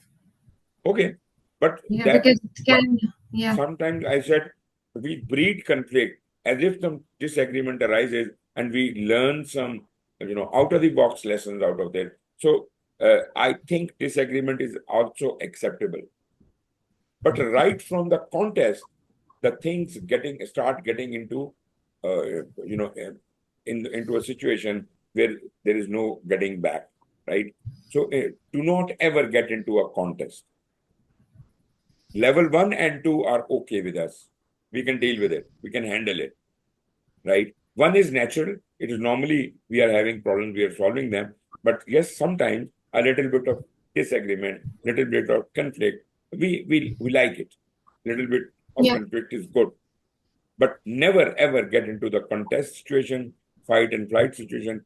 And naturally, if you're in intractable situation, you are, you can't get back. Interpersonal skills to manage conflict.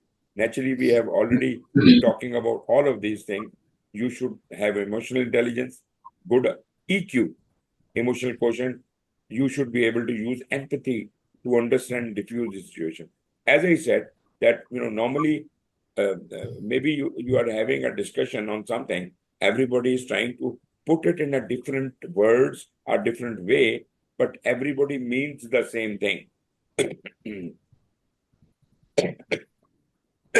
If you can somehow apply empathy, you would be able to understand that everybody is talking about the same thing, and we are just fighting by words and nothing else. So that will ease your load a lot. Then we have influencing. Persuade parties to reconsider or change their tone, approach, or mindset. Normally, a servant leader will be monitoring when the discussion is going on, and when he sees that somebody is getting harsh with someone, he would just ring the bell and say, "Okay, can you please tone down here and continue the discussion," and something like that, as if he's trying to cool them down, right? Because he's a servant leader, he maybe say, "Okay, let us have a break for a couple of minutes, and then we'll get back. Maybe have some refreshment," and that is to cool down, right? So he's causing influence by doing that, persuading the teams to reconsider or change their tone, approach, or mindset. Leadership, steer others in a more positive direction. As a leader, you can show them ways what else can be done, right? I'm not interfering with you. You can have your own discussion, but I can show you a different path to this discussion, which you could lead to and which could get you to the consensus. Yes, of course, that is very good. A leader can steer you into the positive direction. Decision making, offer a solution to move the situation forward. Even in an agile thing, we can propose a solution, but we are not, kind of telling them that this is what you have to do. No, we are saying, okay, because you are stuck in your discussion, but if I propose a solution, you can debate on it and maybe it can suit all of you. Decision is all yours. It is not my decision. I'm not forcing that this decision which I am telling you should be used. So this is called decision making. And active listening, as you understand, listen for personalized, accusing language in bitter or caustic tone and defensive or aggressive physical postures. So naturally, as a servant leader, as a team lead, I would be watching over that how people are exercising all of these five skills, interpersonal skills, to manage their conflict. And naturally, I will be providing them certain counseling, certain advice, and certain guidelines. Okay, this is also very good. Conflict management approaches. Okay, what is smoothing and accommodation? This is when, just a moment. Okay, smoothing and accommodation. Have you ever, heard these terms before or studied them earlier? Yeah, I've read about accommodate. Okay, very good. Smoothing and accommodating is when both parties are not discussing the matter in conflict, but they are trying to, both parties are trying to get out of the conflict by, sacrificing their position, right? So they are looking at the interest of the other party, but not their own. So both parties are ready to kind of emphasize only on those areas which are of agreement. Anything where there is a disagreement, they are not talking about it. Like, the Kashmir issue thing is, for decades, we have been into this conflict and we have never discussed it to that level that it could go to resolution. It was just a kind of a cosmetic thing going on all the Yeah. time. So we had been saying, "Oh, your movies are too good and your dramas are too good," and we have been talking about smoothing. Cricket is too good and fun is too good, but we never talked about the main issue. So this is called smoothing and accommodation. This emphasizes the areas of agreement only, concede position to maintain harmony and relationship. That is exactly what we are doing. Now, withdraw and avoid is that one party or both parties, they are running away from the discussion. They are sacrificing their position. They are accepting the loss, or they are trying to postpone the issue, right? So this is withdrawal, and that is anyways a lose-lose situation. Withdrawal is not good at all. You have to, if you have a problem, you have to discuss it out. You have to find a solution. Even smoothing and accommodation is not a very good method, but naturally, we can maintain the relationship, but issue will not be resolved. We can still be in a relationship, but in withdrawal, we break the relationship. We part our ways, and we just say, okay, we'll not discuss it right now. Maybe sometime later, postpone the issue, right? Out of this, probably compromise is more, is kind of a better thing. We can incorporate the multiple viewpoints from both sides. We can discuss that. We can enable cooperative attitude, open dialogue to reach consensus and commitment. Compromise, although there is an element of little withdrawal in it, we are kind of accommodating the other party, but we are kind of reconciling with that. So this is more like a consensus we are gaining, and this is not bad. This is good. Force and direct is one party is stronger than the other. The one who is stronger is forcing their decision down the throat of the weaker party, right? That is called forced public direct. Pursue your viewpoint at the expense of others. Offer only win-lose situation. So one who is forcing is always winning. One who is being forced is always losing. So this Losing. is not a good solution at all. This is a very autocratic solution. The best of all is collaboration and problem solving. So you see, there is a difference between consensus and collaboration. In consensus, we were kind of little mellow. We were not really debating. We were just saying, okay, agreed, things like that. Although we were entertaining a lot many viewpoints, but here we are collaborating, we are problem solving, we are taking it as a problem, both sides are taking it as a problem, and they are both trying to find a way out of it. So it is a kind of head-on kind of a discussion which will result in something constructive. Incorporate several viewpoints and insights from varying perspectives, requires cooperative attitude and open dialogue. Open dialogue was there in compromise also, but there we were a little mellow. Here we are not mellow, we are determined to find a solution. So search for solutions that typically lead to consensus and commitment. Although we did the same thing in compromise, but that was a little lighter approach than this.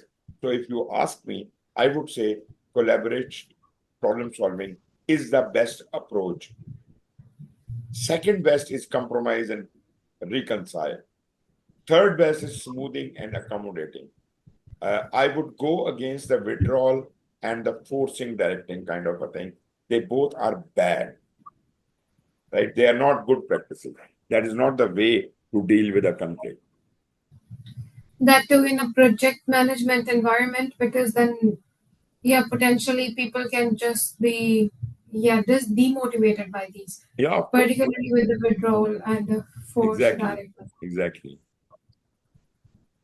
So we are done with it. Our lesson number 4 is complete. So what do you say? Do you want me to continue maybe after a break, or should we call it a day for today?